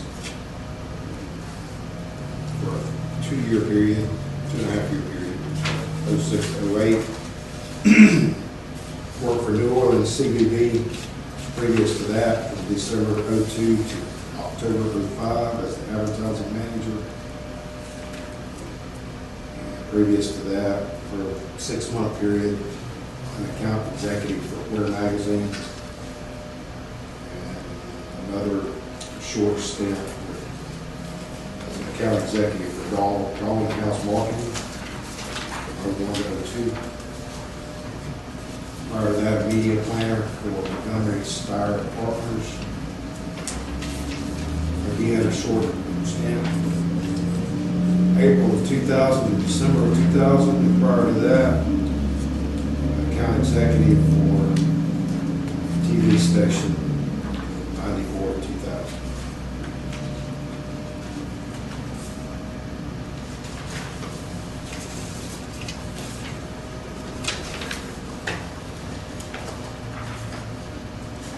The only thing I noted, excuse me, Stan, and I don't know if this is,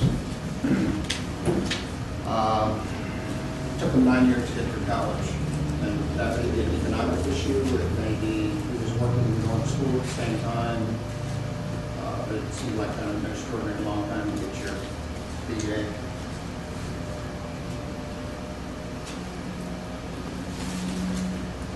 What did you say? It says Loyola, University of New Orleans from 1989 to 1994 to get his degree. That's 9 years.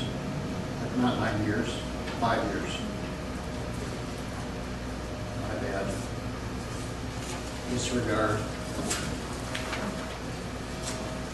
His last 2 jobs together comprise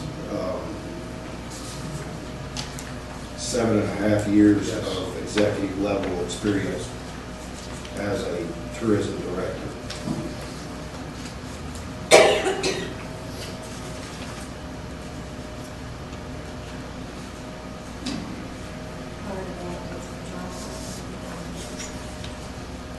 I think this guy is worth probably interviewing. I like the fact that he's only had 2 jobs in the last, since 2008, and that they all have been in tourism. He has some executive experience. I think he really grew a lot from 2008 to Sterling to where he is today. So help me with that. Help me with the executive experience. Where are you all picking that up? Just by the job that he has and what he was responsible for, Sterling, I happen to know, and you gotta get along with a lot of people to stay with that company. But he was a marketing manager there. Mhm.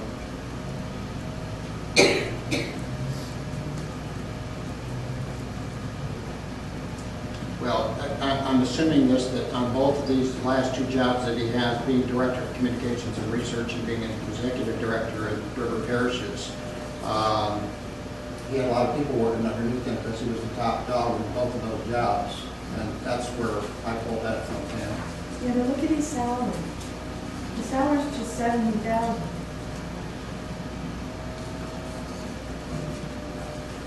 But if you look at his salary history, and if you were to equate that to progressively responsible, he does progress. He does progress, but I guess my point is, I don't see the level of executive management that I would be looking for. I was on the fence with him with that, but he was one I thought, well, it might be good to bring him. He was one I wanted to find out more about, to see just exactly what his experience Yeah. entails. Yeah, that'd be the only way to know. And that is how detailed his experience is. Well, there's no information about budgeting. Only thing I saw, I had an operating budget of $500,000 at River Parish. Who's in his resume? Okay, 500,000. And you referenced. 1.5 million, annual marketing. And currently, it makes recommendations for the $8 million sales and marketing budget. And then over in his work history, he mentions forecast annual budgets, so in projecting costs. So I'm not sure how detailed that Well, he experience makes is. recommendations toward it, but Right. he isn't responsible for it. And it seems to me that he's more of a department head. And I'm thinking more of someone who has that experience already, not someone that comes in and that's their next career. Am I wrong? Are you all? That's a state agency, Louisiana Office of Tourism.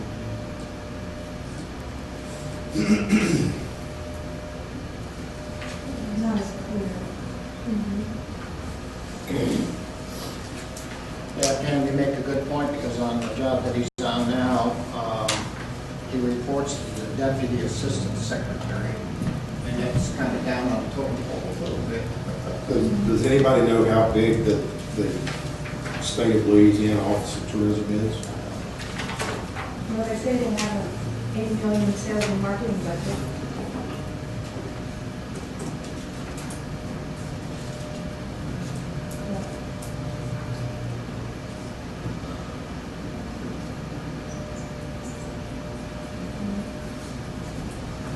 I'd suggest maybe we, I believe that is fairly large. you know, Look at that, yes. That is a big job.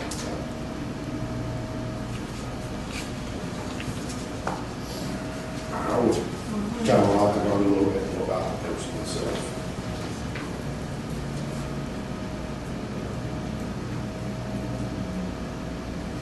Quite a few listed awards and honors.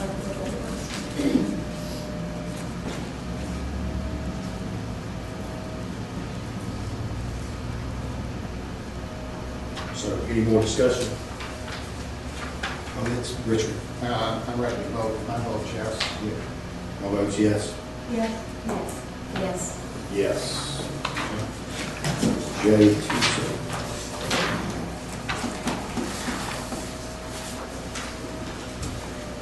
It's interesting that both of those people came out of the same building. when you're talking to each other, might be finding out.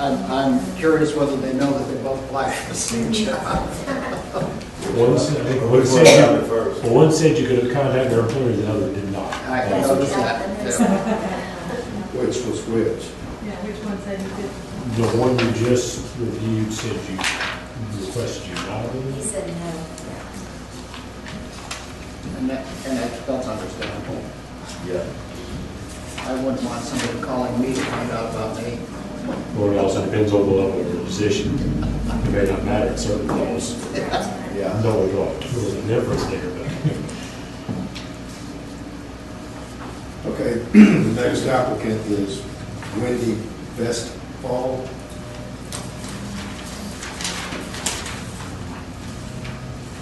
That's where I made my mistake. It's the wrong line. She's the one that took 9 years to get her degree. I knew somebody did. Somebody did. Bachelor's in Public Relations and Marketing. Work history from 2011 to present. Works as the Marketing and Communications Director for Discover Prince William in Manassas, Virginia. From 2006 to 2011, worked as a publicist for Allied Integrated Marketing. Previous to that, 2000 to 2006, promotions director for a radio station or a It says that now, so I'm sure. radio station.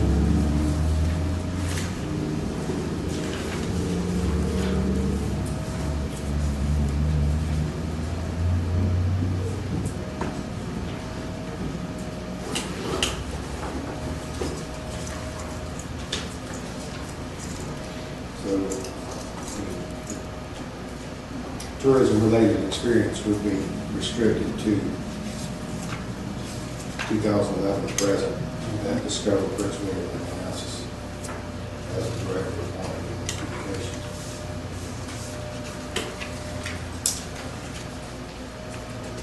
Any comments or discussion? Ready for a vote?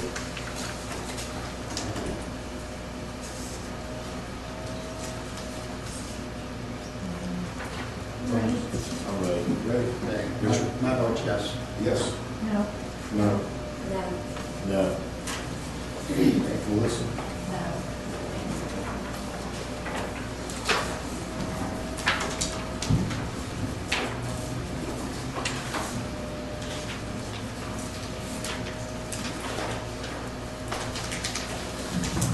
David West.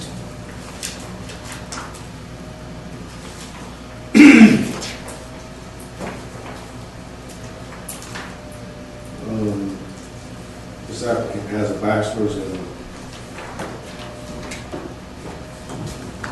environmental studies or environmental economics, a master's in tourism marketing from Michigan State, and an ABD.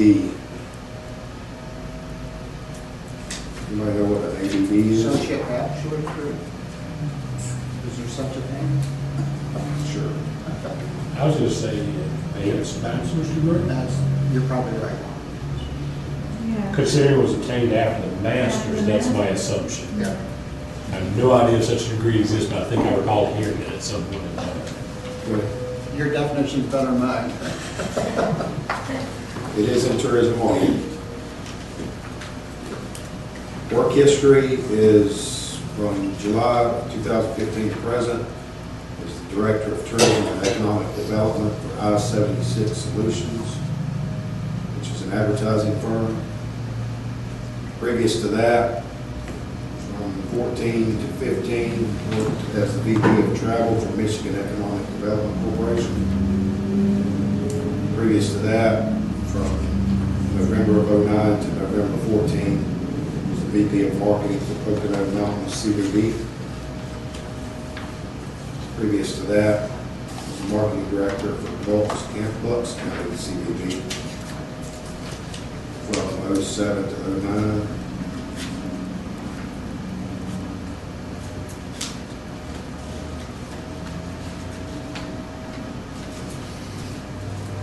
I will stand corrected. It is all but dissertation is what it means. Oh, he's working on his doctorate. It is a mostly unofficial term for identifying work in the research doctrine. I think he deserves it. I tend to like him as well. He did serve as, under his professional service portion of his resume, he lists where he served as president and chairman of the board for the Northeast chapter of the Travel and Tourism Research Association.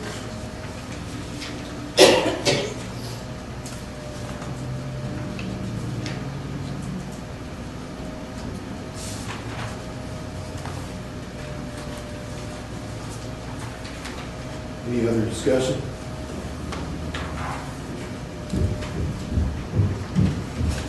You ready for a vote? Richard? My vote's yes. I'll vote yes. No. Yes. Yes. Yes.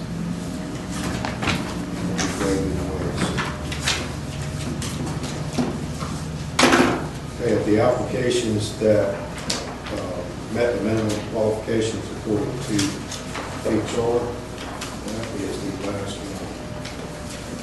So we have six. We have 6 applicants. I will call the names for the record, Mr. Chairman, so. For the record, the names are Julie Morgan, Mary Chris Murray, David Nolan, Robert Penway, Jay Tusa, and David West. So at this time, the board could take a decision to make a motion to interview those 6 and set an interview time for them. Or if you wish to take another route, you have any other option available for the rest of the applicants or anything else, but this was scheduled, be a motion to schedule an interview. I'll Okay, make, so do I have a motion to interview these 6 I'll applicants? make the motion. I second. Motion and second, any further discussion? All in favor? Any opposed?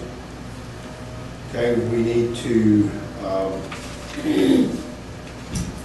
talk about procedure for the interviews. Proceed with that process, so we want to interview these candidates by some type of online method, such as Skype, or we want to break them to an in-person interview. How do we want to start? What kind of format do we want? Can we do some background checking before we get to that point that might include or exclude the candidate? I think that's real appropriate, Jim.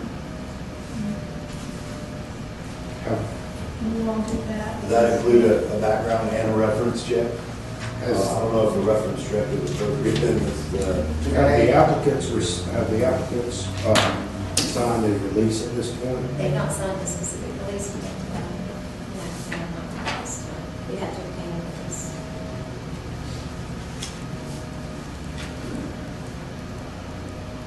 Well, actually, they did sign off on this. It says authorize Walton County Board of County Commissioners to make law authorized regarding the past and present employment.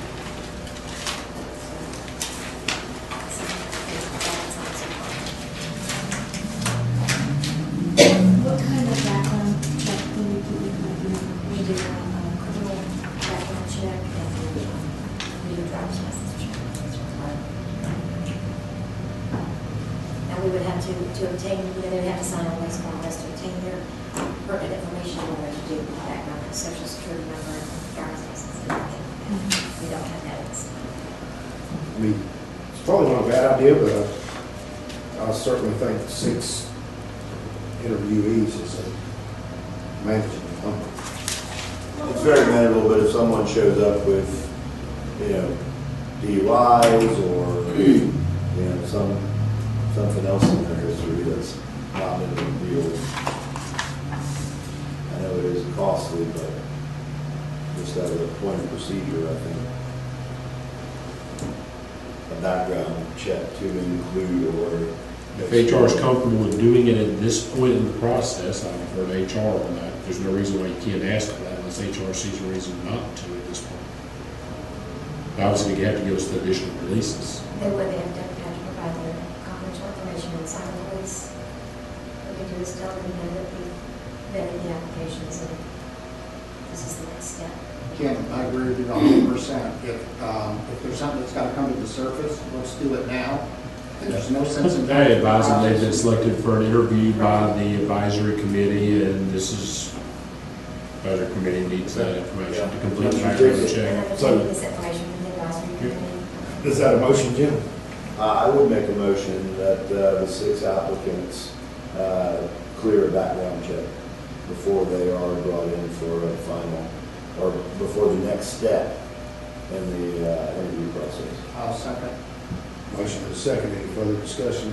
May I ask a question? That's with the criminal background checks. Is Yes. And when you say clear background check, you mean that what they provided for us in the application is consistent with what the background check reveals, or what do you mean by clear? Because then they can vary, and I've had that vary wildly, actually. My intent was that their background check not reveal anything that would exclude them from moving to the next step. Such as like criminal arrest or anything like Criminal arrest, you know. Obviously, anything that would prohibit them from holding employment with the county and state of Florida, or any other government agency in the state of Florida, and would not be otherwise inconsistent with their application. Because obviously, they've disclosed their application, they have a checklist here, where they're asked if you ever been convicted of a crime, if you ever committed a crime for which you were not arrested or convicted. It's on that question interesting. If you ever pled no contest, et cetera, et cetera, et cetera. So, Yeah, something like a DUI conviction would certainly not disqualify them but it may be inconsistent from, it with, could be. so that's why what does clear mean? That's why I got to ask that question, so I'm not trying to give you a hard time, it can mean No, various I'm things. taking that. it for clarifying. Everything else is favorable.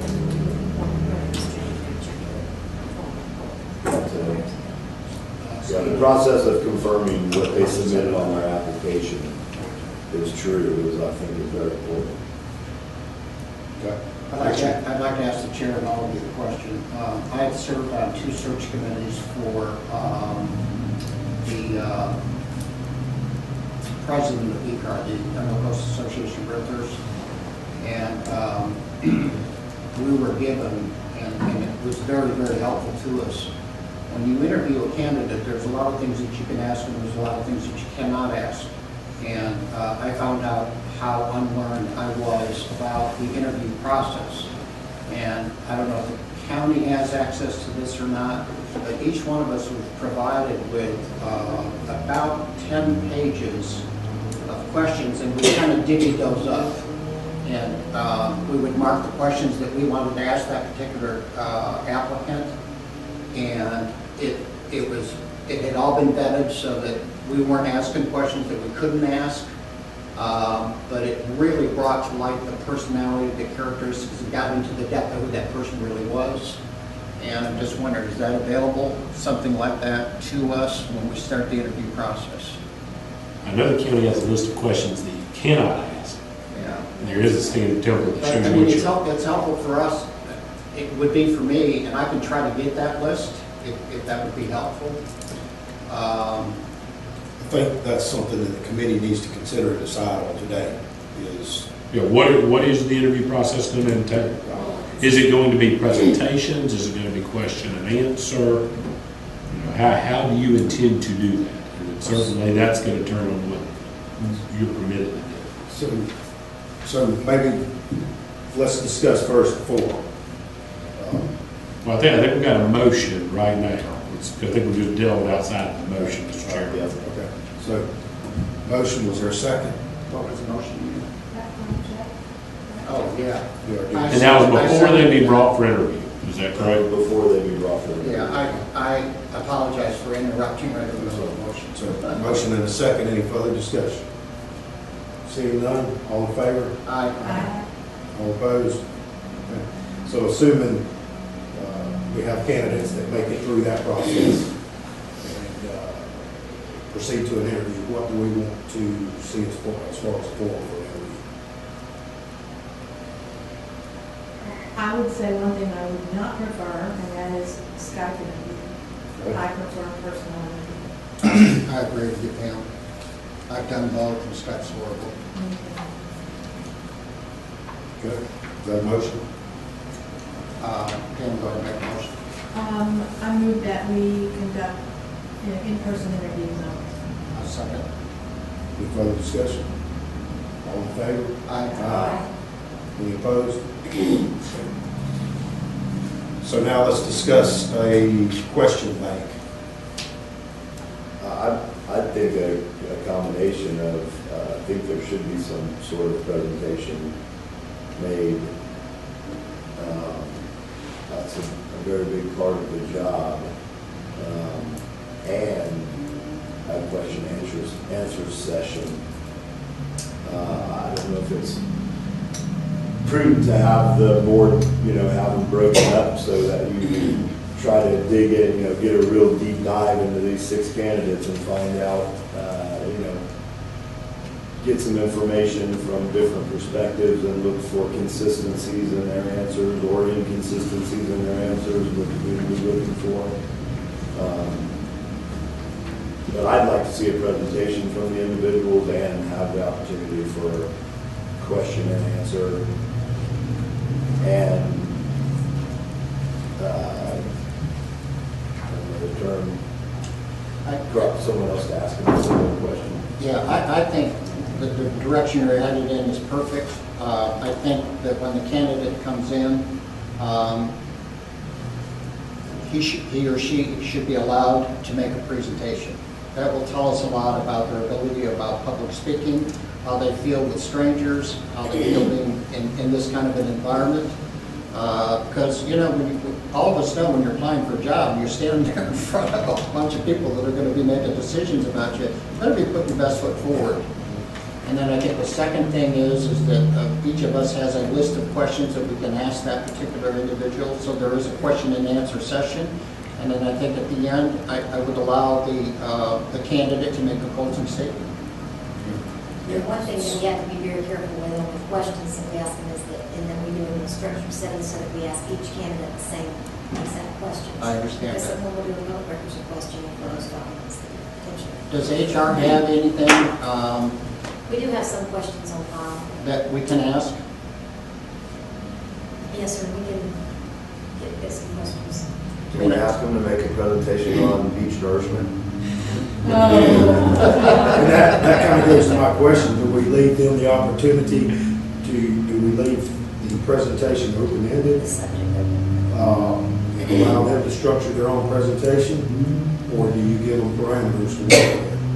My recommendation to you, just for an evaluation metric, is to have a very broad-based, open forum question that calls for a narrative response or a theme and ask them to address it. It could be as simple as describe what you would bring to this position, describe why you feel South Walton's executive director position, just something that leaves them and they can go.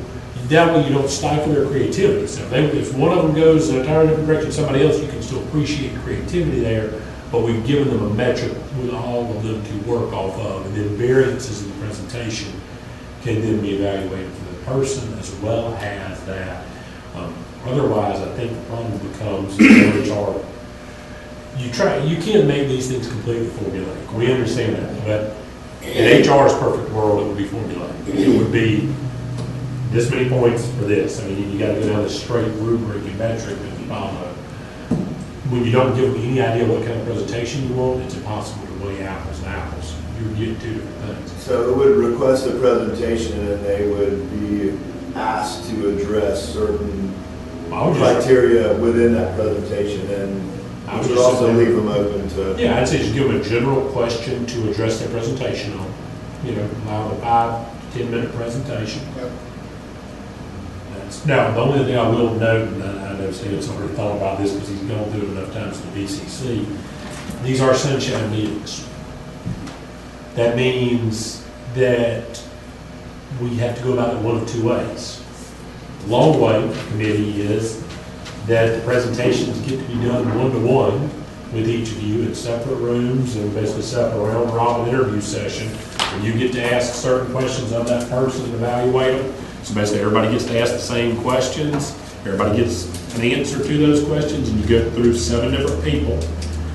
That keeps it outside of sunshine because your vote would then occur in the sunshine, but the interview itself would not, because it's not a meeting of the board. On the alternative side, the meeting has to be held in public, which means we can't exclude the candidates either. The other candidate. That's correct. Unless somebody's aware of it. I know we've changed that law with engineering firms, I believe. There's a statutory change under CC&A contracts, but my understanding is it has not changed for any other hiring process. So just bear that in mind, and I say that not because anybody was thinking we shouldn't do that, but a lot of people, wait a minute, why are they going to get to sit in and listen? That's unfair. Well, It's a public meeting. it's public meeting, and we've had to deal with that.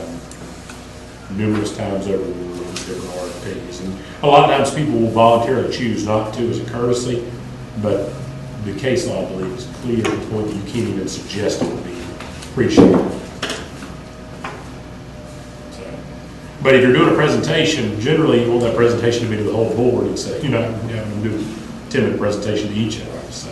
Yeah, when you're one-on-one with someone, you miss a lot. And someone who's with you sees what you don't see. So it's really helpful. A group interview is really helpful from a lot of perspectives. But because you have a lot of different perspectives happening in that group session, plus from the other side, you have a person who is trying to address a number of different people and make a presentation in front of a group. And yes, it is more difficult, and yes, it is more stressful, but you also have another perspective of that candidate and how they operate within that environment. Yeah, The only thing that's missing here that I just think is really important, that I can't figure out how to incorporate, it is interviewing over lunch. Interviewing over lunch is a very important way to select an executive or a potential manager because of the dynamics of it. I haven't been able to figure out how to do that. I would not myself want to have individual closed meetings because then you missed all the things I've just described. So I would not like that. The presentation, one of the first things you ask someone when you sit them down is to not be the person always talking, because you don't want to always be the person talking, asking questions. You want to open up the conversation so that it's all coming from that person. So the first thing you want to know is tell me about yourself. Tell me about your background. Why are you here? Why are you interested? So maybe to your suggestion, we think of 3 or 4 questions that we would have this person answer in their presentation about themselves, and their background.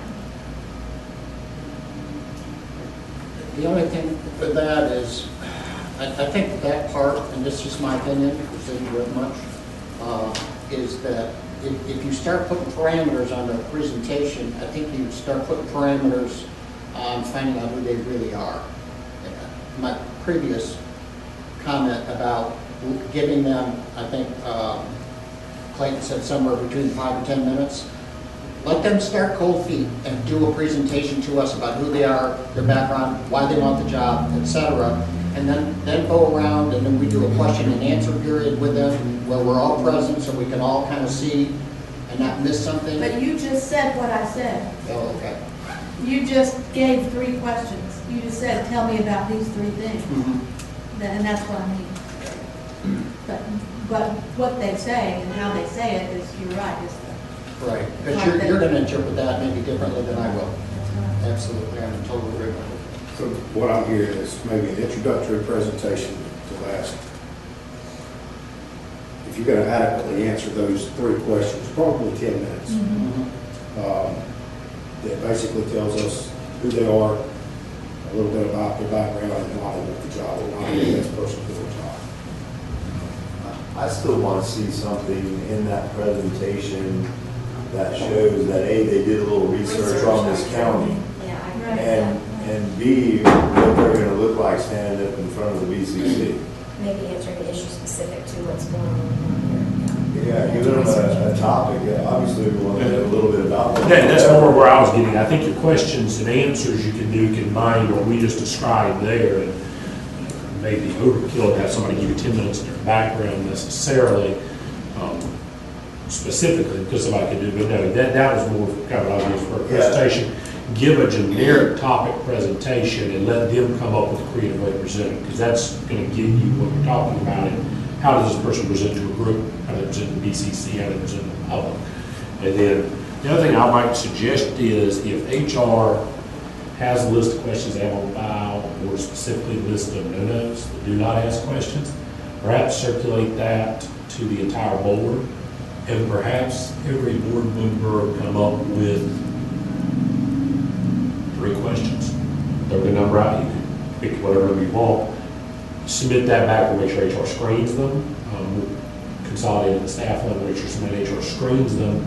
And then that would be the question bank we draw from. We can go there, and then you have your question bank to ask from. But that way you get specific questions, because I feel confident, no disrespect to HR, they're not going to have tourism industry specific questions or the level of background questions about what you're looking for. Just we haven't done enough of this in the county. Yeah, I was semi-joking when I said beach nourishment, but Right. there's a tremendous amount of information out on it, and this person needs to, number one, know what's going on and what the issues are in this county, and number two, understand how the money is collected and spent before they get here. That would be an automatic assumption on my part if I was applying for the job. I would dig and get as much information about, Yeah, more than just. About what the hey, it looks TDC like is we got about. much. and I think the other thing that happens when they do this presentation, that, you know, we all have an aura, you know? I mean, I can walk up to some people, I get within 5 feet of them, and I can tell that I'm reaching that circle with them, and I can't get any closer. And then there's other people like Pam, I could just walk up, I haven't seen her in 5 years, and she goes, give me a hug, you know? And I think the same thing happens when someone does a presentation. You start feeling that synergy, you start feeling, you know, am I having a comfort level with this person? The presentation portion of it, to me, is just real critical. To find out if we got a comfort level with somebody. And then the question and answer session really kind of drives the nail all the way into the water, pulls it back out. Yeah, if we're sitting here, question and answer, finding about them one-on-one, who they are, where they're from, those questions, I don't necessarily want to hear that over and over in their presentations. We can ask them those questions as openers, basic, you know, find out who they are.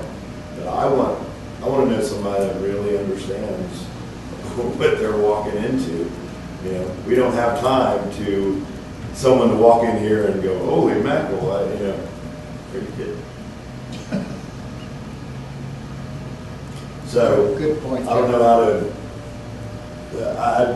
Yeah, so let me just that- spitball one to you. Please describe the biggest issue facing the Walton County tourist industry and how you and your experiences are best suited to deal with it. Something that, ask them to identify an issue and how, I mean, I don't know that you want to get them into giving an answer. Let me say that. I think we can all understand why it's difficult to say, all right, well, how would you solve it? Well, if they say beach nourishment, how you solve it, you're automatically hitting a hot button issue or political. I mean, Right. and they may inadvertently wander into something that we just don't know how to answer.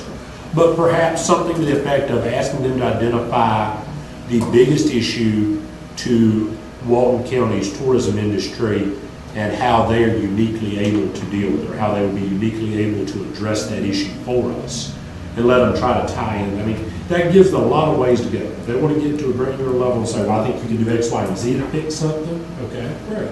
You want to tell us from a organizational standpoint, wonderful, but How are you situated? yeah, what are you able to do it? And so you're trying to get away from specific solutions to what makes them capable of doing it. Obviously, I think we've all been around business enough to know, and been around people we've had to interview or have interviewed, that we understand people give the canned generic answer that sounds great on paper, isn't really what you're looking for there. You're looking for somebody to give you something creative to help you understand that. And the people who do interviews well do that. Well, I'm wondering if we should give them some information on what we're going to ask them to talk about so that they actually. Well, that's what I'm saying. Give them They that have an question. opportunity to prepare. Well, that's what I'm saying, give them that question and let them do the research. The Yeah. person who comes Yeah. in and figures that out, what's the biggest issues facing Walton County, you're gonna do is put the time and paper, you know. Yeah. Somebody who comes in and says something that relates to Disney World, well, with due respect, I think we all know where that ranks in Walton County's priorities. I mean, and hopefully, I don't think any of the 6 you've got are gonna give you that, but my thought is asking them to identify an issue and how to address it, and y'all can figure out the words if you're standing out of work on getting that. We can get with HR and tailor a question that would meet that. But my thought was that might be what you want to try to do, is approve a general question for them to give a presentation on. Because was it, one of you said something about how they're going to present at the BCC. Was that you, Jim? Yeah. And that was kind of where I drew that from. Okay, you've got 5 minutes to the BCC. How are you going to update them on the issue? Treat you as the BCC, tell us about the issue. You want them to be informational, you want them to be non-argumentative, but you want them to be solution to goal, give you an idea. Okay. So rather than just open-ended, I think that helps you. Everybody agreeable to that scenario? Very much so, All yes. right, all right. So following the presentation, how many questions do we want to ask? I think Clayton suggested that each of us be limited to like 3 questions, but make sure that all of us have 3 different questions.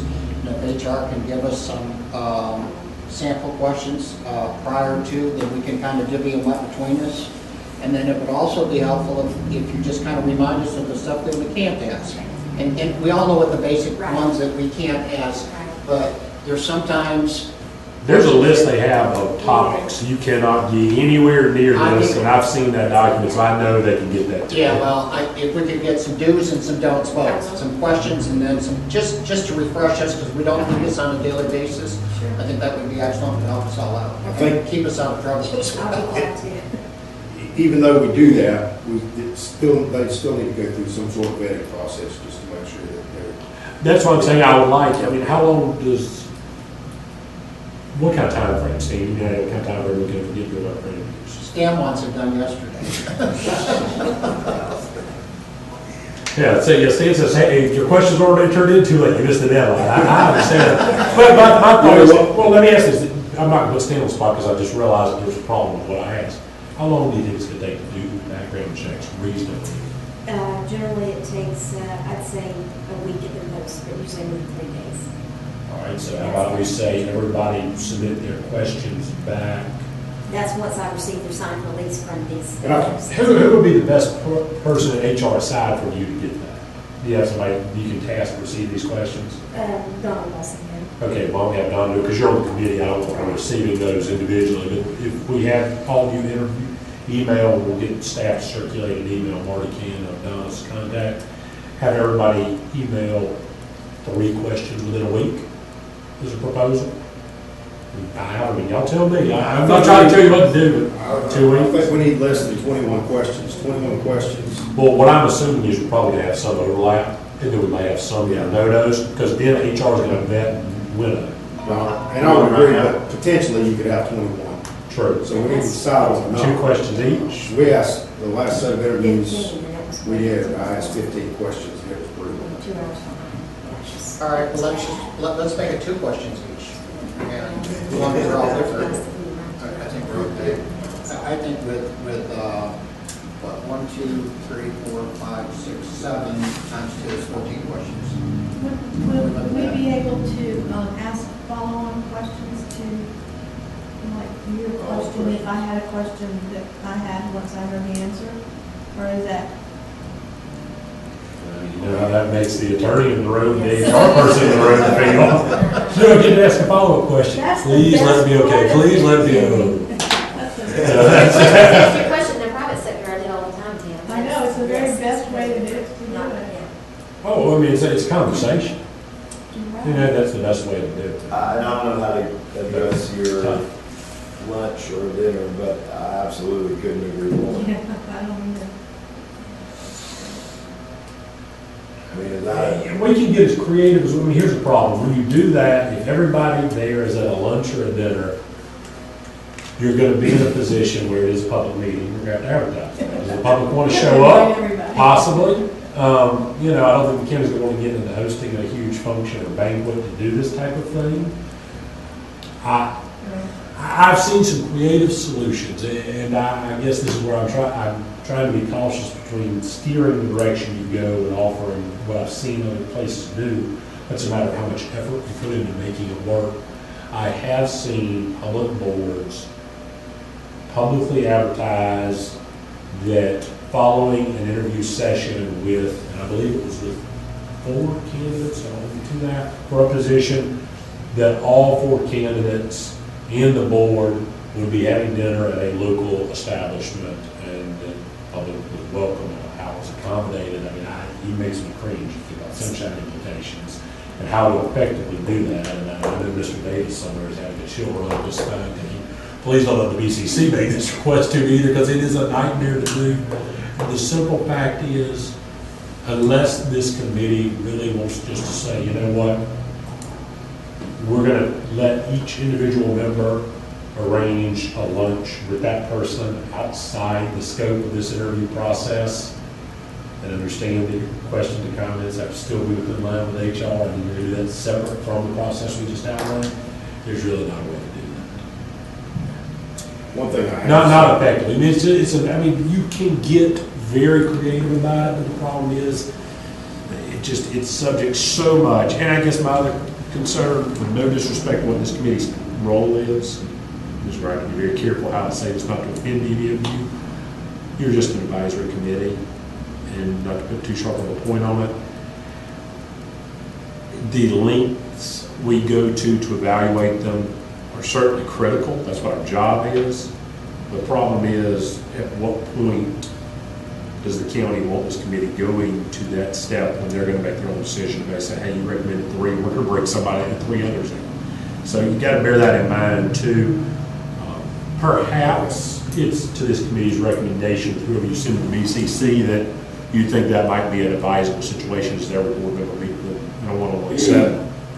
I know a lot of board members do it. They've done that for a number of applicants. We'll get regular interviews and do it. We'd like to see that as part of this process. Because there's obviously a person component here. Probably more than any other county. You're getting to know something now. There's a very different role between the administration role and the TDC role, who you have to interact with, the med tax collectors and the other entities in South Walton that make up our company. So I understand where you're coming from. I don't know of a way to effectively make it work for a 7-member committee if we're going to do that group interview. Yeah, I mean, if you did it individually, it would just be to exclude someone, not to, All right, we're gonna get started on it, move forward from here. One thing we need to decide on is how long we want to allow for each interview.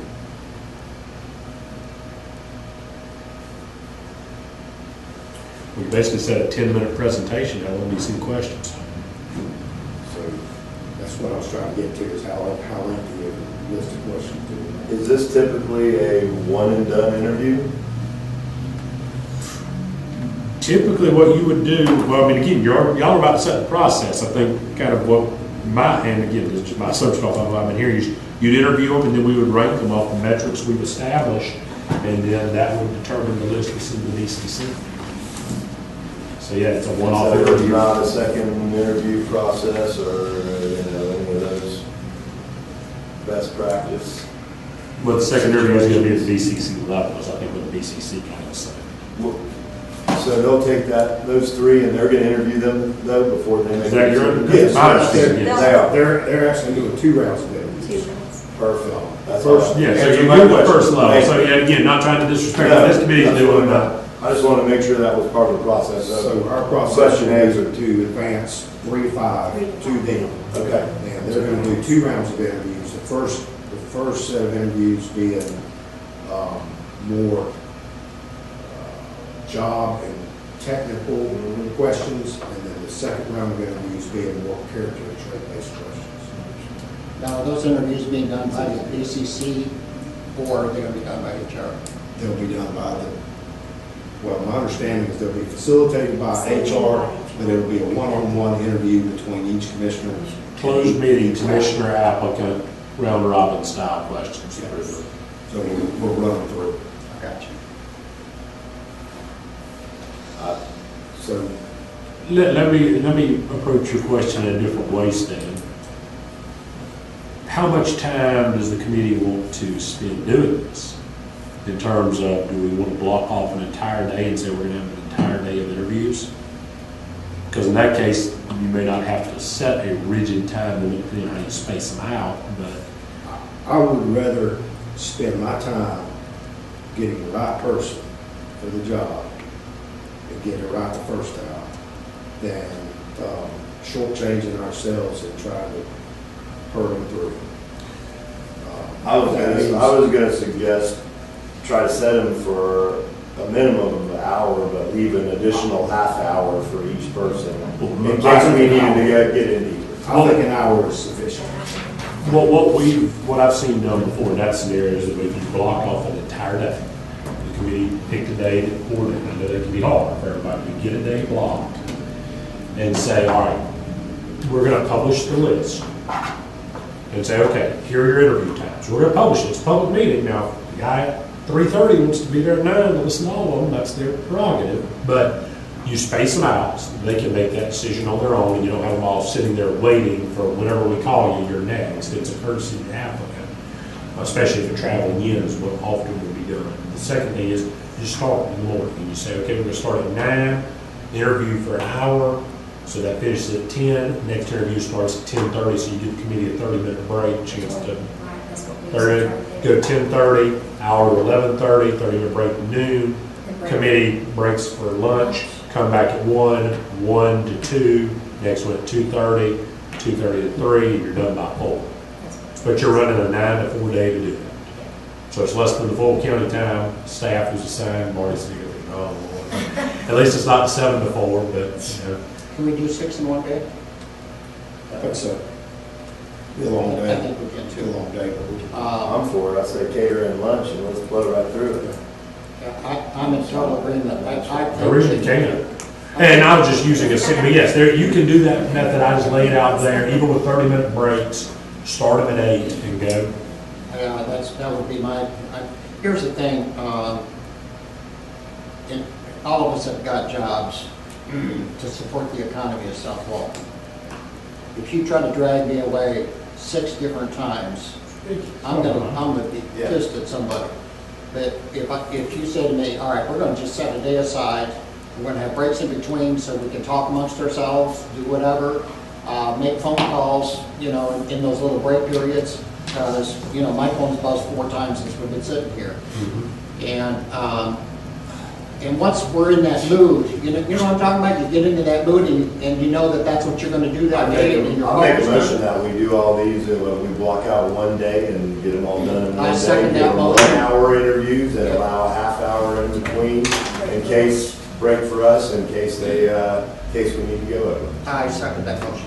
Would you Well, we need to include- set a date, I think, is part of Would you it. include it in your motion, a 10-minute, the first 10 minutes of that will be for presentation, remaining period being for I specific questions? I would include in my motion that the first 10 minutes be presentation and the remaining 50 minutes be for question answer. Second. Okay. So we have an hour, 10 minutes being presentation, the remaining with questions, in person, 30-minute breaks between. Anything I'm missing? We keep talking about setting a date. I think we have to probably wait and see when we get this vetting done, this background stuff done. And then I think all we do is just let us all know what day. And Well, we have to have, well, the problem is we can't set the meeting outside of it, but we can't have a Let's- non-public. let's, I know, I'm sorry. That's take why I a don't vote. work for the county. Let's take a vote on Let's what's take a staying vote around, on let's do that on the first. motion and second that's on the table. Any more discussion? All in favor, say aye. Aye. Sorry, Stan. Any opposed? Thanks. So, and to your point, Richard, I think if we set that date far enough out, that would be an issue.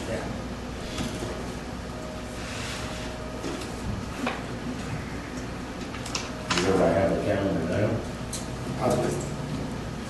I'm great for the 25th, 6th, 7th, 25th, I have jury duty. 26th, 7th, 8th.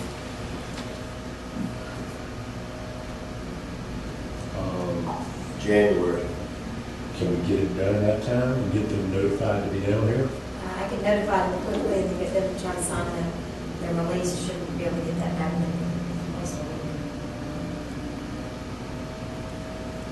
So did you say questions back in a week from today? Yeah, why don't we say questions by Monday? Everybody kind of say by Monday, as far as getting the questions back. Scooter, well, we got tomorrow's Friday, We're all closed. we got. Oh, yeah, Monday's holiday, I'm sorry. Monday. Let's A put week it would be until the at least a week from today. 21st. Is that, so the end of last week of January is going to be too fast for all this? I would suspect so. That's what it looks like.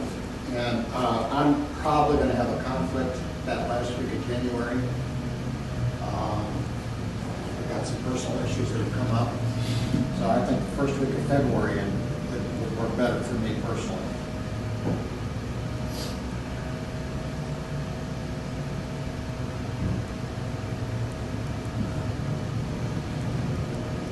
Second, you got TDC board.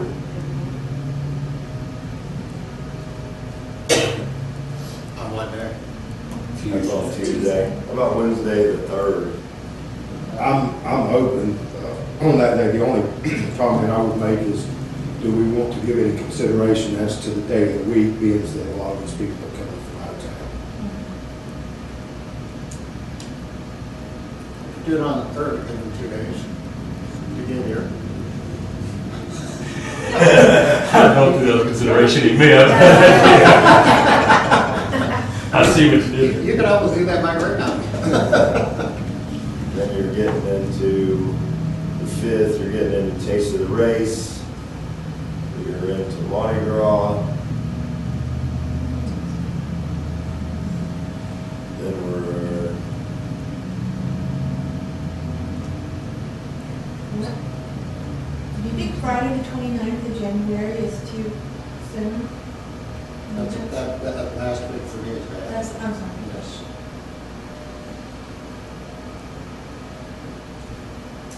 I mean, if everybody can do the 3rd, I'm completely open to that. I'm open to it. I am as well. 3rd's okay for me.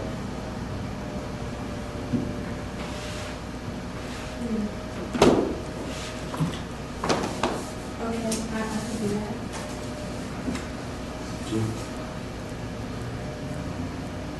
all right, I have court that morning, but I'll make arrangements, so. You have court. Yeah, but I should be able to make arrangements for that. I'm hopeful. the 4th. The 3rd. The 4th? That was 4th. 4th? The 4th, I have a pre-BCC meeting. Instead of one EDA. Commissioner, The EDA is not gonna happen. But the 3rd, The 3rd. yeah, I can make the 3rd happen. I feel confident that Clayton can cover through Charles District that one, so.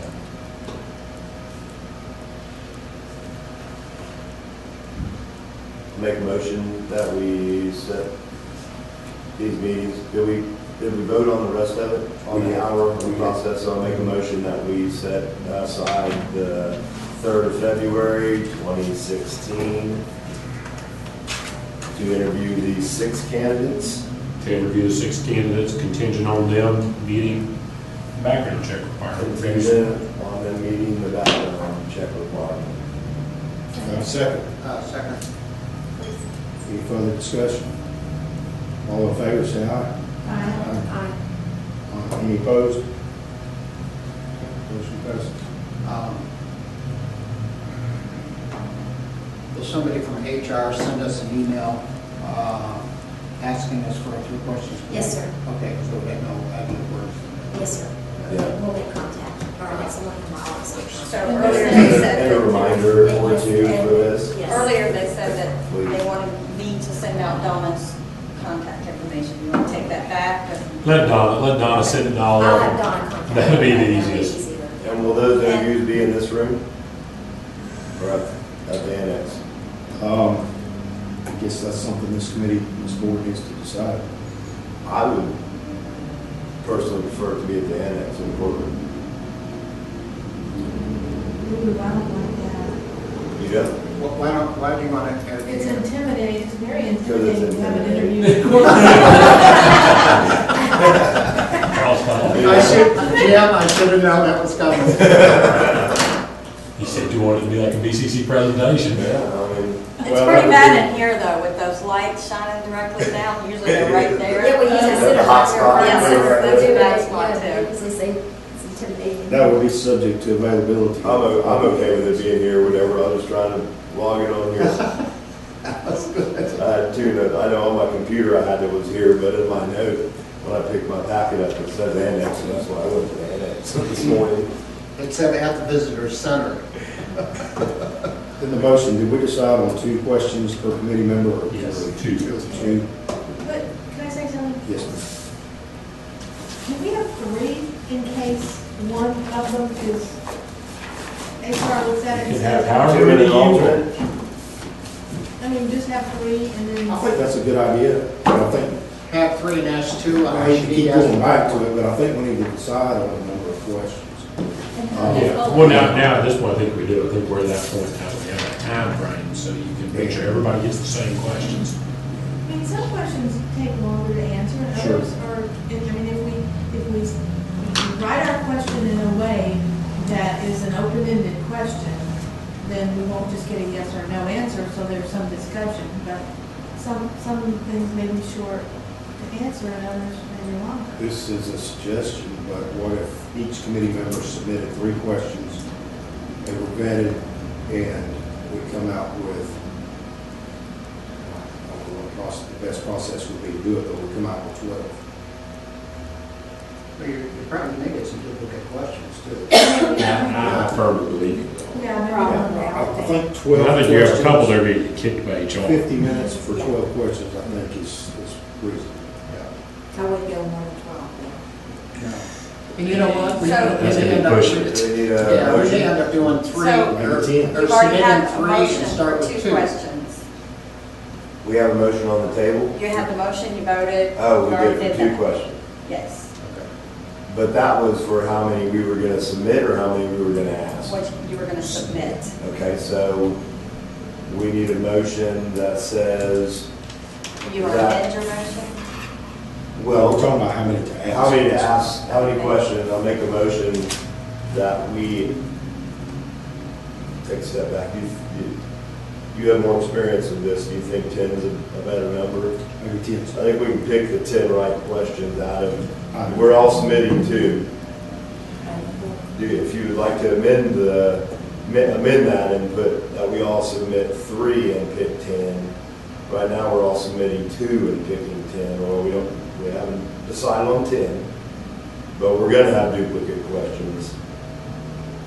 Some of them are gonna get thrown out. Well, let's do this. We already made the motion. Let's each submit our 2 questions, and then HR can come back to us and say that's a duplicate question, pick another one. And that way, everybody will have 2 different questions. We don't have Well, to- but we're still only gonna ask, we're looking for a motion to only ask a set amount of questions to each candidate. And so is that number trying to stay within that hour range? And we're just calling here. So 10 would work to get them to the next step and keep us in a good, reasonable time frame. I think if you're going to ask questions with any depth and breadth, 10's Which is what we want. Wait a minute, I'm sorry. I can't do that math. There's 6 of us. You're Seven. Seven. There's 7. Gus is missing. Oh, Guston's. right, We're all so gonna submit how 2, do 7 but- people ask any questions?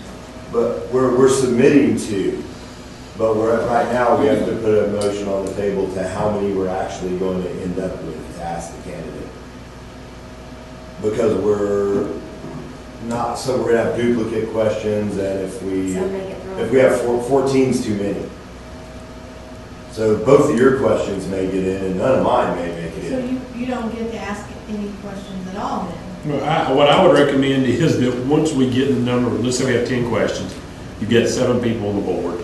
I'd say every board member gets to ask 1 question, and then we'll let the chair, we can rotate it between people. You can let the chairman ask. You can just say, all right, this meeting, we're just gonna start on the left, and you're gonna get to ask number 8, number 9, number 10, next one, 8, 9, 10, next one, 8, 9, 10, just go through it. At the end of the day, you may not have asked the same number of questions as somebody else, but you're probably be tired of asking questions. Well, sometimes we have HR facilitate and ask all the questions where then you can, while you're scoring, take in the entire experience, you know, and get the answer. That's all. And I like that, I like being able to do that with that's all a great voters. idea. Typically, have somebody that's not scoring in and ask a Okay. question. Okay. So we're gonna submit our questions, and maybe all of the questions, the whole lot of them come back to us, and we pare that down, we vet them all and pare it down to 10 that we like as a group. And that's what gets submitted for, Yeah. Sometimes it just makes the scoring easier. Yeah, let me without ask- asking it, you know, Yeah, just sitting it, absolutely. taking it in and observing that. Clarify something for me. Is Right. HR going to be asking the questions, or are we going to be asking the questions? Well, I think that's up to this committee to decide how we prefer, but this, normally HR does ask questions at all county interviews. do more like facilitate all learners. There's a separate person So, asking the questions. Clayton, we're not going 8, 9, 10, 8, 9, 10, 8, 9, 10. No. They're gonna be asking the question. Yeah, that's what you just said, was to have them facilitate. If you won't have HR facilitate, it solves that issue that I proposed. Keeps you from having to do it. It's probably a lot simpler. I would prefer that HR or someone not on this board ask the questions. So we submit the questions, HR is gonna respond back and say, you submitted 2, one's a duplicate, give us another one, or whatever. And These are good. these are the good ones, and then they will ask the questions so we can concentrate on their responses, Right. not asking how we're asking the question or anything like that, and can really start working on ranking that particular candidate. That's how we do it from the county. That's how we do it. I'm perfect. Pam, you okay with that? Yes, I'm fine with it, but my question about follow-up still is lingering in my mind. If you have a list of 10 questions, we're all listening to the answers, and we want a follow-up question to clarify, ask the person to clarify their answer or their response, are we allowed to do that? Typically, the board doesn't. Typically, when you're doing moderator-style questions, that's their answer. Are you saying that the question would be directly related to, or the follow-up question would be directly related to the initial question? The problem is, you have to ask the same questions of everybody. Every candidate. So you would have to ask that follow-up to everybody. It's typed out with a rubric for your scoring, so it's all very standardized, you know. We can't, that's the problem is, and I understand it is counterintuitive, but otherwise, how do, you know, You would wait to use their iPad, and won't always interest you. well, the first person comes up and you ask them a follow-up question, Pam, because they needed more clarification, they get a bang-up answer, it's perfect. Second person down the line gives an answer that pretty well addresses the question. It wasn't so vague that you needed a follow-up, but it wasn't as good. If I'm person number 2 and I come back and I missed by 1 point, it was on that follow-up question that was just such a bad answer. Well, now, wait a minute, if you'd have asked that follow-up of me and I'd have known just a little bit more about where to go, I'd have given you twice that. How can you say I got, how can, and that comes up all the time. Of all you had to do is get, and you're saying, well, so the first guy wasn't clear enough, he didn't answer the question well enough, and gets rewarded because they get a clarification question versus the second one. Okay, I got that, and I understand that perfectly. Boy, it's getting hard to hire somebody, you know what? When it's all No, done. it's not, not if you. Stan, how easy you don't even know that. Yeah, please, y'all, I wish It y'all ain't that did. hard in my office. Government. So why could you not have each person ask their own question and pursue that question with that person? He would ask it differently, yes. She would ask it differently, yes, but would that be a problem? Everybody has to get asked the same questions. That'll be a different question. I mean, Look, you're saying I don't pursue interview it. someone with one little script. It becomes a conversation, and that's how you learn about people. So I'm. Well, that's true, but the problem is the way you said pursue it. The pursue it, the follow-ups is where the rub is, because you can't guarantee you're going to get the same question true for everybody. It becomes a conversation, that's the hard part, because you can't have a conversation and respond exactly the same way with every. And I would, from what I'm gathering, that's gonna happen at the commission level. They're going to get a little bit more time, you know, because see, if you're doing it in a meeting like this, you can't. If you do the one-on-ones, going back to that. I'm just taking you it too can. seriously, sorry. No, that's okay, but I'm if just taking you, it- no, your questions are perfectly fine, and trust me, Stan hears these questions from the DCC, no matter how many times they do it, we get the same questions. It always is the same, because it is so counterintuitive to what you're used to in business. And we see nothing probably worse than in the TDC, where people have their business, but the problem becomes that if you want to do the individuals, you can do that, and to some degree, you can pursue it a little further. You can let that happen. Again, that's without disrespect to this committee's role and the functions here. Probably better to refer that down the line there, because otherwise, if we keep the process as rigid as possible, less chance for error to creep in. Pam, I think one point he's making is an excellent one, and that is basically he's belittling us because we're just an advisory. Yep. And just take it for what it is, you know, okay? So the As motion polite as I can was say it, going to yes, be our that value we is less select than the whole. Of the 14 questions submitted by the panel, we select 10 to interview the 6 candidates with, And that's your motion. if it's enough. It is. The implicit part of that is that all 14 questions are in fact valid and not duplicative of each other. So it may be that you don't get 14, you may get 10 just based off of some Right. duplication or non-valid ones. But so yes, you would select 10, assuming they're all valid. And going back to a previous conversation, was HR going to send out some They are, questions? Yes. For us to select Pull from? some of the we're questions. going to Yes. send us Some do's something, and we're going to don'ts, submit yes. those questions.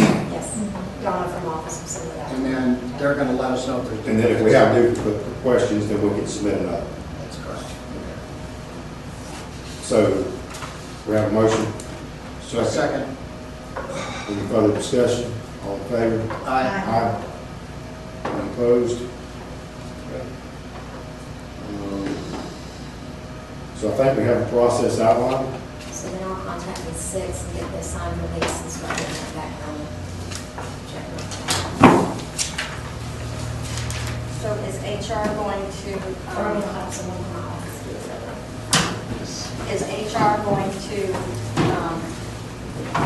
schedule the people and schedule the day? Or do I need to put that in the minutes? The day's been scheduled. No, I mean like when it starts, The who's time, yes, we first, can- who's second, when it Yes, we generally starts. do that, we generally put people in alphabetical order. So we Okay. generally try to schedule. So y'all are gonna do that? Y'all- HR's got Yeah, it. we'll do that. That's on HR. Yeah. Is there any further business that the committee has? Any public comment? Public comment? Quick question. No. You would keep this paperwork? I would- You can keep, yes. I would suggest so. Even the ones that we turned down? It's up to you what you keep and what you don't. It's public record though, so. All right, now the ones that we have turned down, can I shrub them? Is there any reason to keep them? Turn them back into the county. And let the county dispose of them as they see fit.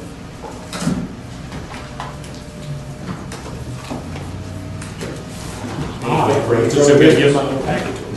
Yeah. Motion to adjourn? Does that mean I can, I second? do have one thing. Okay. On behalf of staff, we do appreciate all your time in getting this ready. Thank you very much. Thank you. Move that way this way. So I'm good, I'm moving right. Okay, we stand adjourned. We're sitting